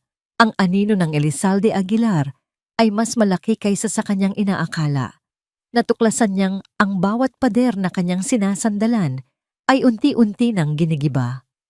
Sa gitna ng kaguluhan, isang formal na liham ang dumating sa kanilang opisina. Ito ay mula sa isang hindi kilalang consortium ng mga shareholder na nagmamay-ari na ngayon ng 20% ng kumpanya. Nang buksan ni Javier ang liham, ang kanyang mga kamay ay nagsimulang manginig. Binasa niya ito ng malakas para marinig ng lahat sa boardroom. Alinsunod sa mga batas ng korporasyon, kami, ang United Equity Consortium, na kumakatawan sa 20% ng kabuuang shares ng Davila Group of Companies, ay formal na humihiling ng isang agarang at pambihirang pagpupulong ng mga miyembro ng board at mga stockholder. Sino ang mga ito? Tanong ni Isabela. Ang kanyang mukha ay namumula na sa galit. Ang sagot ay nasa huling pangungusap ng liham. Ang aming itinalagang kinatawan at proxy para sa pagpupulong na ito ay si Miss Liana Elizalde Aguilar. Isang nakabibinging katahimikan ang bumalot sa boardroom. Ang lahat ng mga mata ay napunta kay Javier at Isabela. Ang pangalan ni Liana ay tila isang hatol na binigkas sa kanilang harapan. Naintindihan na nila ngayon, hindi ito isang random na krisis, hindi ito isang kamalasan. Ito ay isang planadong pag-atake. Isang pag-atake na hindi nila nakita dahil sa kanilang pagiging kampante. Napasuntok si Javier sa makapal na kahoy na lamesa. Sa wakas, nagsalita siya. Ang kanyang boses ay puno ng pinaghalong galit at isang bakas ng paghanga. Hindi niya tayo inatake sa korte, inatake niya tayo dito, sa ating sariling teritoryo. Sa kabilang tore, sa war room ng EAA, pinanood ni Liana ang pagbagsak ng stock price ng De Villa Group sa isang malaking monitor. Walang-walang ngiti sa kanyang labi. Walang saya. Tanging isang malamig at tahimik na kasiyahan sa pagkamit ng hustisya. Ang hiling nila para sa isang emergency meeting ay naaprubahan na. Anunsyo ni Attorney Cruz. Sa Biyernes, sa kanilang boardroom, tumango si Liana. Ang entablado ay nakahanda na. Ang lahat ng mga piraso ay nasa kanilang lugar. Oras na para sa huling pagtutuos. Oras na para harapin ang reyna. Ang araw ng emergency board meeting ay dumating na may kasamang mabigat at kulimlim na panahon na tila nakikiramay sa kapalaran ng imperyo ng De Villa. Ang boardroom sa pinakatuktok ng kanilang tore, na dati isang simbolo ng hindi matitinag na kapangyarihan, ay ngayon ay puno ng tensyon at takot. Ang mga miyembro ng board at mga pangunahing stockholder ay nakaupo sa kanilang mga silya, ang kanilang mga mukha ay balisa. Naghihintay sa pagdating ng taong nagdulot ng lahat ng kaguluhang ito. Si Doña Isabela de Villa ay nakaupo sa dulo ng mahabang lamesa sa silyang nakalaan para sa chairman. Ang kanyang postura ay tuwid pa rin at puno ng pagmamataas, ngunit mayroong isang maliit na panginginig sa kanyang mga kamay na pilit niyang itinatago sa ilalim ng lamesa. Sa kanyang kanan ay si Javier. Ang mukha ay blangko.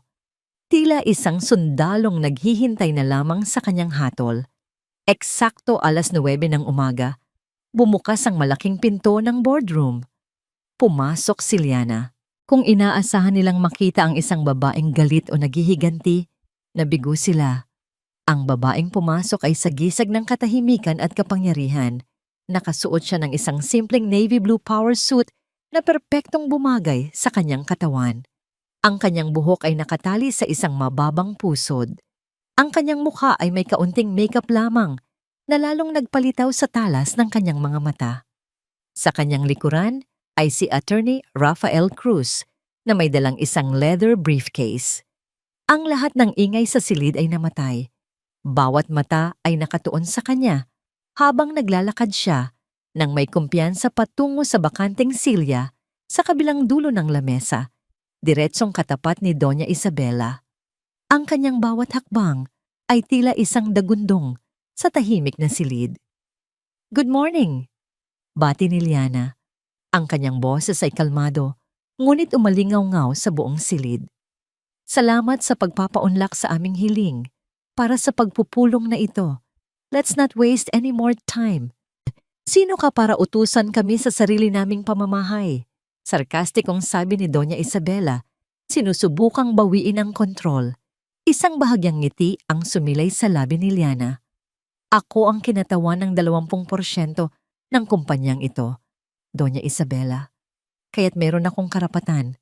At base sa kasalukuyang halaga ng inyong stock, ang porsyentong iyon ay patuloy na lumalaki bawat oras."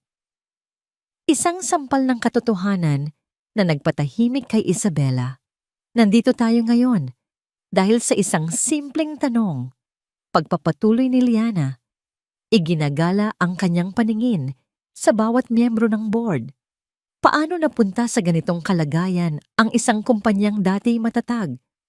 Ang sagot ay simple, maling pamamahala. Isang pamumuno na inuuna ang personal na kapritsyo kaysa sa kapakanan ng mga shareholder. Isang kasinungalingan, sigaw ni Isabela. Talaga ba? Tanong ni Liana. Itinuon niya ang kanyang mga mata sa matanda. Pag-usapan natin ang pagbawi ng Kawahara Group sa kanilang investment. Sinabi ninyo sa board na ito ay dahil sa global market instability. Ngunit hindi ba't ang totoong dahilan ay dahil nalaman ni Mr. Kawahara, isang taong may malaking pagpapahalaga sa pamilya, ang ginawa ninyong pagtataboy sa inyong sariling manugang at 3 bagong silang na apo. Ang mga miyembro ng board ay nagsimulang magbulungan. Ang ilan ay tumingin nang may pag-aakusa kay Isabela. Pag-usapan natin ang regulatory audit, dagdag pa ni Liana. Hindi ba't ito ay resulta ng mga questionabling loans na ibinigay ng kumpanya sa mga pribadong proyekto ng pamilya De Villa na walang pahintulot ng buong board? Lalong lumakas ang bulungan. Ang pundasyon ng kapangyarihan ni Isabela ay nagsisimula nang gumuho sa harap mismo niya. Lahat ng ito ay mga akusasyon na walang patunay. Sigaw niya, ang kanyang boses ay desperado na. Kung ganoon, sabi ni Liana, ang kanyang boses ay biglang bumaba, naging malamig na parang yelo. Pag-usapan natin ang isang bagay na may patunay. Sumenya siya kay Attorney Cruz. Binuksan ng abogado ang briefcase nito at inilabas ang isang maliit na digital audio player. Ikinonekta niya ito sa sound system ng boardroom. Ano yan? Tanong ni Javier.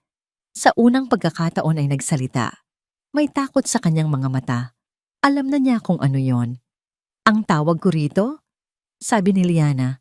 Ang mga mata ay nakatutok lamang kay Isabela. Ay ang katotohanan. Pinindot ni Attorney Cruz ang play. Ang boses ni Isabela, malamig at malupit, ay pumuno sa buong silid. Isang hadlang sa legasiya ng pamilyang ito. Hindi ko hahayaang sirain ng isang walang kwentang babae at ng kanyang mga anak ang lahat ng itinayo ng ating mga ninuno. Ang boses ni Javier, basag at puno ng pagmamakaawa. Mama, parang awa mo na. Pamilya ko sila, mga anak ko. Ang ultimatum ni Isabela. Wala kang pamilya kundi ako. Pumili ka, Javier. Ngayon din, sila o ako.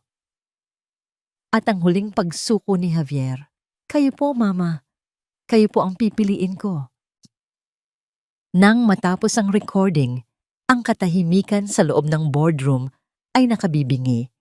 Walang sino man ang nangahas gumalaw o magsalita.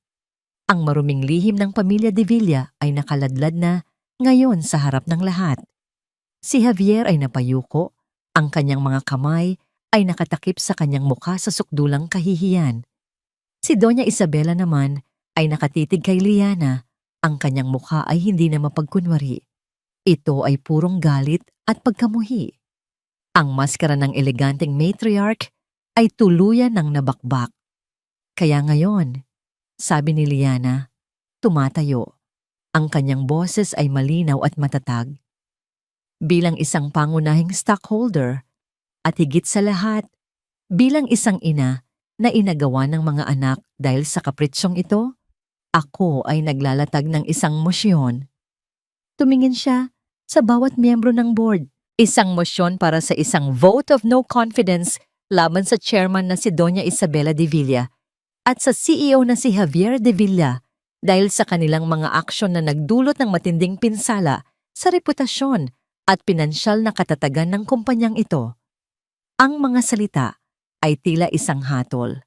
Ang vice-presidente ng board, isang matandang lalaki na matagal nang nagkimkim ng sama ng loob kay Isabela, ang unang tumayo. I second the motion. Isa-isa. Ang mga miyembro ng board na dati takot kay Isabela ay nagsimula ng tumayo, nagpapakita ng kanilang pagsang-ayon. Hindi ninyo ito maaaring gawin sa akin. Ako ang nagtayo ng kumpanyang ito. Sigaw ni Isabela. Nawawala na sa sarili. Ngunit wala nang nakikinig sa kanya. Ang pagboto ay mabilis at tiyak.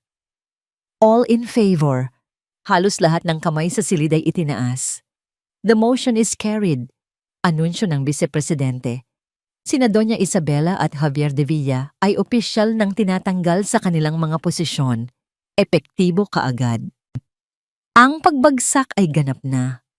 Sa loob ng ilang minuto, ang imperyong pinaghirapang protektahan ni Isabela sa loob ng maraming dekada ay gumuho sa kanyang harapan. Ang lahat ng kanyang sakripisyo, lahat ng kanyang kalupitan ay nauwi sa wala. Sa gitna ng kaguluhan, habang ang mga miyembro ng board ay nag-uusap-usap na, tumayo si Javier. Naglakad siya papalapit kay Liana.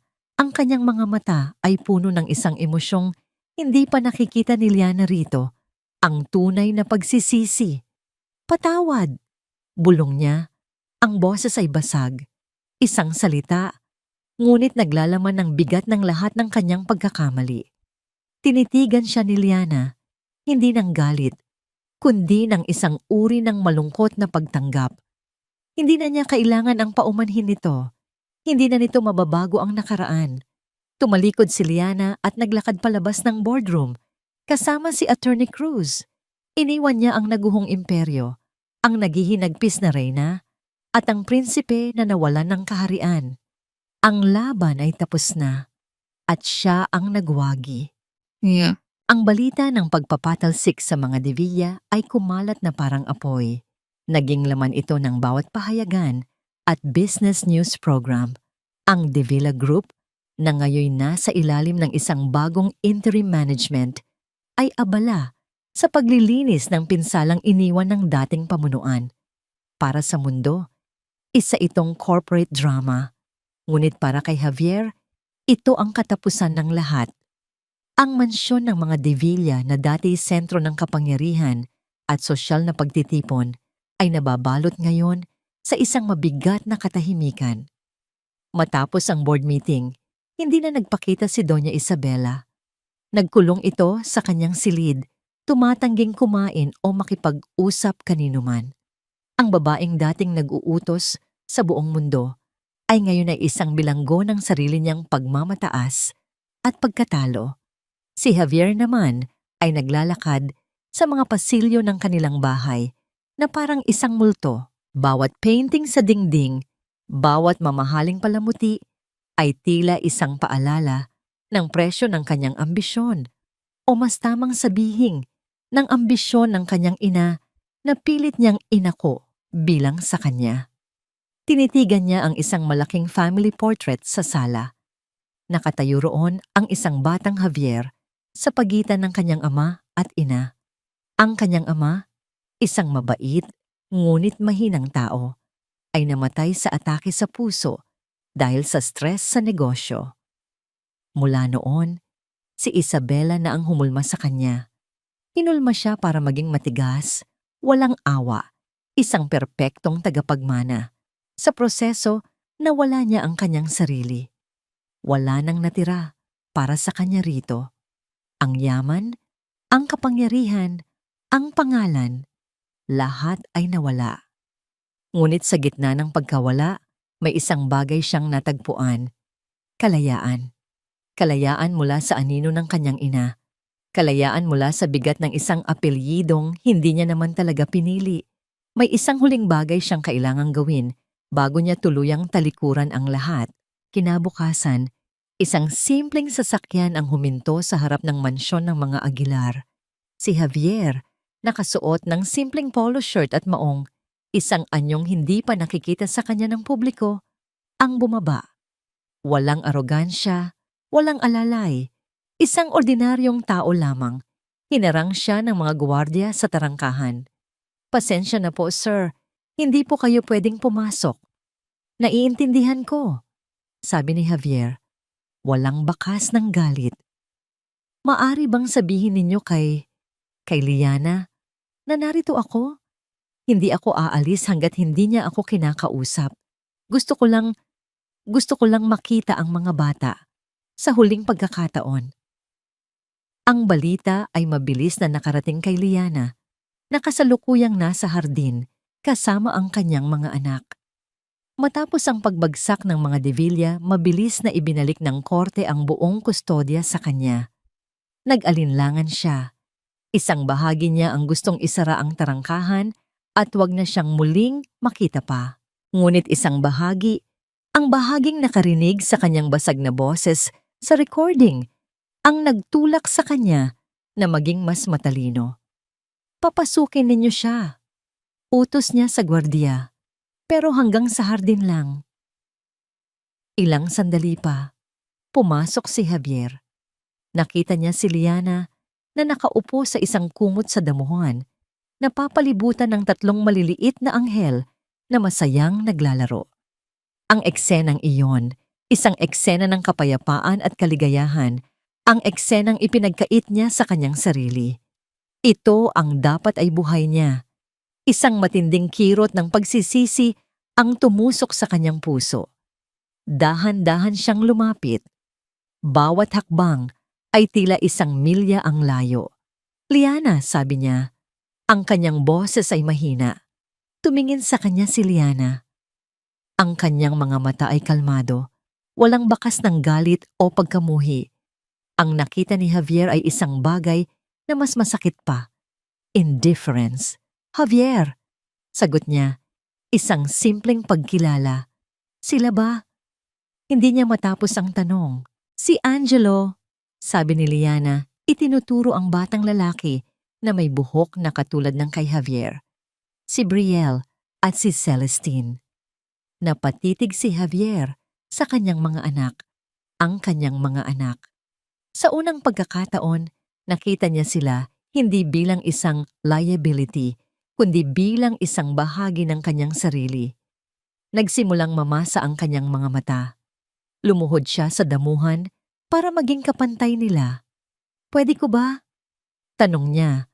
Ang kanyang tingin ay nagmamakaawa kay Liana. Tumango si Liana. Nanginginig ang mga kamay ni Javier habang marahan niyang hinaplos ang pisngi ni Angelo. Nagulat ang bata sa una, ngunit hindi naman umiyak.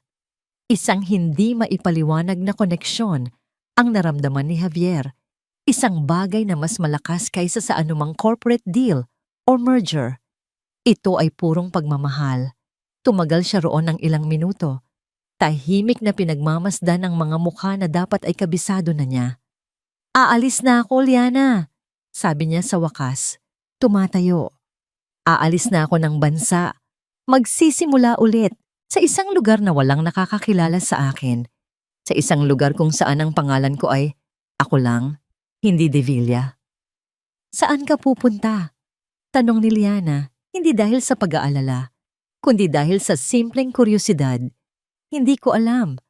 At sa unang pagkakataon sa buhay ko, ayos lang sa akin na hindi ko alam ang susunod na hakbang." Tumingin siya ng diretso sa mga mata ni Liana. Walang anumang salita ang sapat para sabihing nagsisisi ako. Alam kong huli na ang lahat at hindi ako humihingi ng tawad para sa sarili ko. Pero gusto kong malaman mo, patawad sa lahat ng sakit na idinulot ko sa'yo. Patawad kung naging duwag ako. Huminga ng malalim si Liana. Ito na ang sandaling matagal na niyang hinintay. Ang sandali ng pagpapatawad. Ngunit hindi ito ang pagpapatawad na inaasahan ng marami. "Javier," sabi niya. Ang kanyang boses ay malumanay. "Pinapatawad kita. Hindi dahil karapat-dapat ka, kundi dahil karapat-dapat akong magkaroon ng kapayapaan. Pinapatawad kita, hindi para magkabalikan tayo, kundi para pareho na tayong makalaya sa nakaraan." Tumingin siya sa kanilang mga anak. "Ang pinakamagandang kapatawaran na maibibigay ko sa iyo ay ang hayaan kang umalis at hanapin ang sarili mo. At ang pinakamagandang regalo na maibibigay mo sa kanila ay ang hayaan silang lumaki ng payapa, malayo sa anino ng mga De Villa." Tumango si Javier, tinatanggap ang bawat salita. Isang luha ang pumatak mula sa kanyang mata. Ngunit sa pagkakataong ito, hindi ito luha ng pagsisisi, kundi luha ng paglaya. "Salamat, Liana," sabi niya. Tumalikod siya at nagsimulang maglakad palayo. Hindi na siya lumingon. Bawat hakbang ay palayo sa kanyang madilim na nakaraan at patungo sa isang hindi tiyak ngunit may pag-asang hinaharap. Habang paalis ang sasakyan, nakatanggap siya ng isang text message mula sa isang lumang numero. Ang kanyang ina, "Tinalikuran mo ako. Wala kang utang na loob. Para saan? Para sa kanila. Magsisi ka, Javier. Magsisi ka." Binasa niya ang mensahe. Sa halip na masaktan, isang pakiramdam ng kapayapaan ang kanyang naramdaman. Dahan-dahan niyang binura ang mensahe at binlock ang numero. Sa wakas, malaya na siya. Sakay ng eroplano na may one-way ticket patungo sa isang lugar na hindi niya alam. Tumanaw si Javier sa bintana. Ang mga ilaw ng Maynila ay unti-unting lumiliit kasama ang lahat ng kanyang mga pagkakamali at ang buhay na kanyang tinalikuran. Nagsisimula pa lang ang kanyang paglalakbay para sa pagtubos. Isang paglalakbay na gagawin niyang mag-isa. Lumipas ang isang taon. Ang matinding unos na bumalot sa mga pamilya ng De Villa at Elizalde Aguilar ay matagal nang humupa. Ang mga pangalan nila ay unti-unting nawala sa mga headline at napalitan ng mga bagong iskandalo at balita. Ang mundo ng negosyo, gaya ng dati, ay nagpatuloy. Ngunit para kay Liana, ang isang taon na yon ay hindi lamang paglipas ng panahon. Ito ay isang panahon ng paghilom, paglago at pagtuklas muli sa sarili. Ang Elizalde Aguilar Holdings, sa ilalim ng kanyang bagong pamumuno bilang Chief Operating Officer, ay lalong lumago. Ngunit ang paglago na kanyang isinulong ay iba. Nag-invest siya sa mga proyektong may social responsibility, nagtayo ng mga programa para sa mga single mother, at binigyan ng prioridad ang kapakanan ng mga empleyado. Ang babaeng minsan ay tinawag na pabigat, ay ngayon ang nagiging dahilan ng pag-angat ng libu-libong buhay. Sa isang malaking boardroom na napapalibutan ng mga veteranong executive na puro lalaki, nakatayo si Liana sa harapan, nagpipresenta ng kanilang 5-year strategic plan. Ang kanyang boses ay puno ng kumpiyansa, ang kanyang mga ideya ay matalino, at ang kanyang presensya ay nag-uutos ng respeto. Wala nang bakas ng babaeng minsan ay naging anino lamang ng kanyang asawa.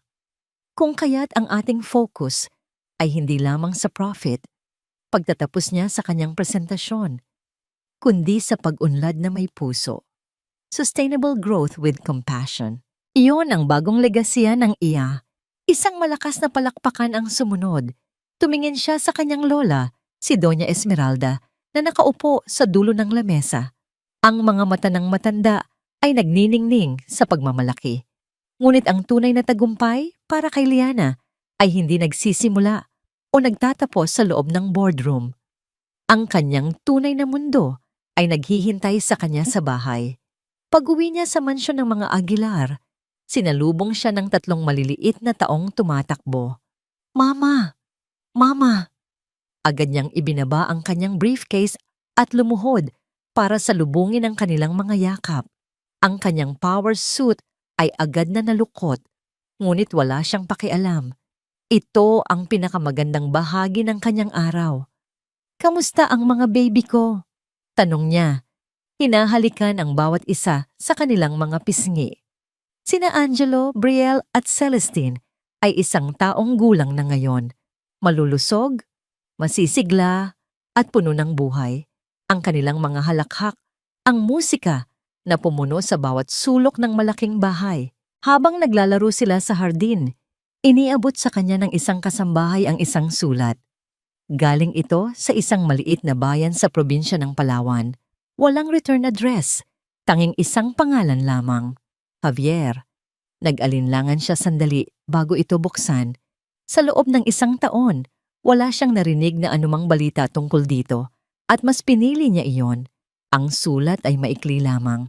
"Liana, kamusta ka na? Sana ay nasa mabuti kayong kalagayan. 1 taon na pala. Gusto ko lang malaman mo na natagpuan ko na ang kapayapaan. Hindi sa yaman o sa negosyo, kundi dito, sa isang simpleng buhay malapit sa dagat." Nagtayo ako ng isang maliit na furniture shop, gumagawa ako ng mga upuan at lamesa gamit ang aking mga kamay. Dito, hindi ako si De Villa. Dito, ako lang si Javier. Wala akong karapatang humingi ng kahit ano. Pero sana balang araw, kapag handa na sila, maikwento mo sa kanila na minsan, nagkaroon sila ng isang ama na naging duwag at nagkamali. Ngunit sa huli, ay natutong mabuhay ng tama. Maging masaya ka, Liana. Karapat-dapat ka sa lahat ng kaligayahan sa mundo. Nagmamahal, Javier tinupi ni Liana ang sulat at inilagay sa kanyang bulsa. Isang maliit na ngiti ang sumilay sa kanyang mga labi. Isang nanangiti ng paglaya, mabuti para sa kanya. Mabuti na natagpuan niya ang kanyang sariling kapayapaan, malayo sa kanila. Ang kabanata ng kanilang buhay na magkasama ay tuluyan ng nagsara. Ang hapon ay dahan-dahang nagiging gabi. Ang ginintuang sinag ng papalubog na araw ay nagbibigay ng isang mainit na kulay sa buong hardin. Umupo si Liana sa ilalim ng malaking puno ng akasya, ang parehong puno kung saan sila madalas mag-usap ng kanyang lola. Isa-isang lumapit sa kanya ang kanyang mga anak. Humihilig sa kanyang kandungan, pagod na sa maghapong paglalaro. Niyakap niya silang tatlo ng mahigpit. Ang kanilang maliliit na katawan, ang amoy ng kanilang buhok, ang tunog ng kanilang paghinga. Ito ang kanyang mundo. Tumingala siya sa langit. Pinagmamasdan ang mga kulay na nagbabago. Naalala niya ang lahat ng kanyang pinagdaanan. Ang sakit ng pagtataksil, ang kahihiyan, ang kawalan ng pag-asa. Ngunit ngayon, wala nang pait. Ang lahat ng iyon ay mga peklat na lamang, isang paalala ng digmaang kanyang nilabanan at pinagtagumpayan. Natuklasan niya na ang tunay na lakas ay hindi nagmumula sa paghihiganti. Ito ay nagmumula sa paghilom, sa pagbangon, at sa pagpiling maging mabuti sa kabila ng lahat. Ang tunay na tagumpay ay hindi ang pagbagsak ng kanyang mga kaaway, kundi ang pagtatayo ng isang magandang kinabukasan para sa kanyang mga anak. Hinalikan niya ang tuktok ng ulo ng bawat isa sa kanila.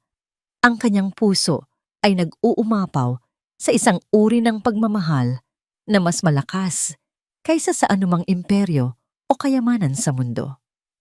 Kayo, bulong niya sa hangin, habang ang huling sinag ng araw ay naglalaho sa abot-tanaw. Kayo ang aking tunay na yaman. Sa pagtatapos ng kwento ni Liana, malinaw na ang tunay na lakas ng isang babae ay hindi nagmumula sa apelyido o kayamanan, kundi sa tapang na tumindig para sa kanyang mga anak at sarili. Mula sa isang inang itinakwil at inagawa ng dangal, siya ay muling isinilang bilang isang babaeng may kontrol sa sariling kapalaran. Sa huli, ang kasamaan na itinago sa likod ng karangalan ng pamilya ay bumagsak sa sarili nitong kasinungalingan, habang ang katotohanan at hustisya ay nanaig. Napatunayan na ang mga taong nanakit at umapi ay hindi kailanman makakatakas sa bunga ng kanilang ginawa, at ang mga nagtiis ng tahimik ay may araw ding darating para mabawi ang lahat. Ang kwentong ito ay paalala ng walang kapantay na lakas ng pagmamahal ng isang ina at ng katotohanang ang tunay na tagumpay ay hindi paghihiganti, kundi ang kakayahang magbitaw ng galit upang makamit ang kapayapaan. Kung kayo ang nasa kalagayan ni Liana, pipiliin niyo rin ba ang landas ng katahimikan matapos makamit ang hustisya? May bahagi ba ng kanyang kwento ang tumama sa inyong puso? Kumusta kayo ngayon? Sana ay ligtas at maayos ang inyong kalagayan. Maraming salamat sa patuloy ninyong pakikinig. Inaabangan ko ang inyong mga saloobin at karanasan sa comment section.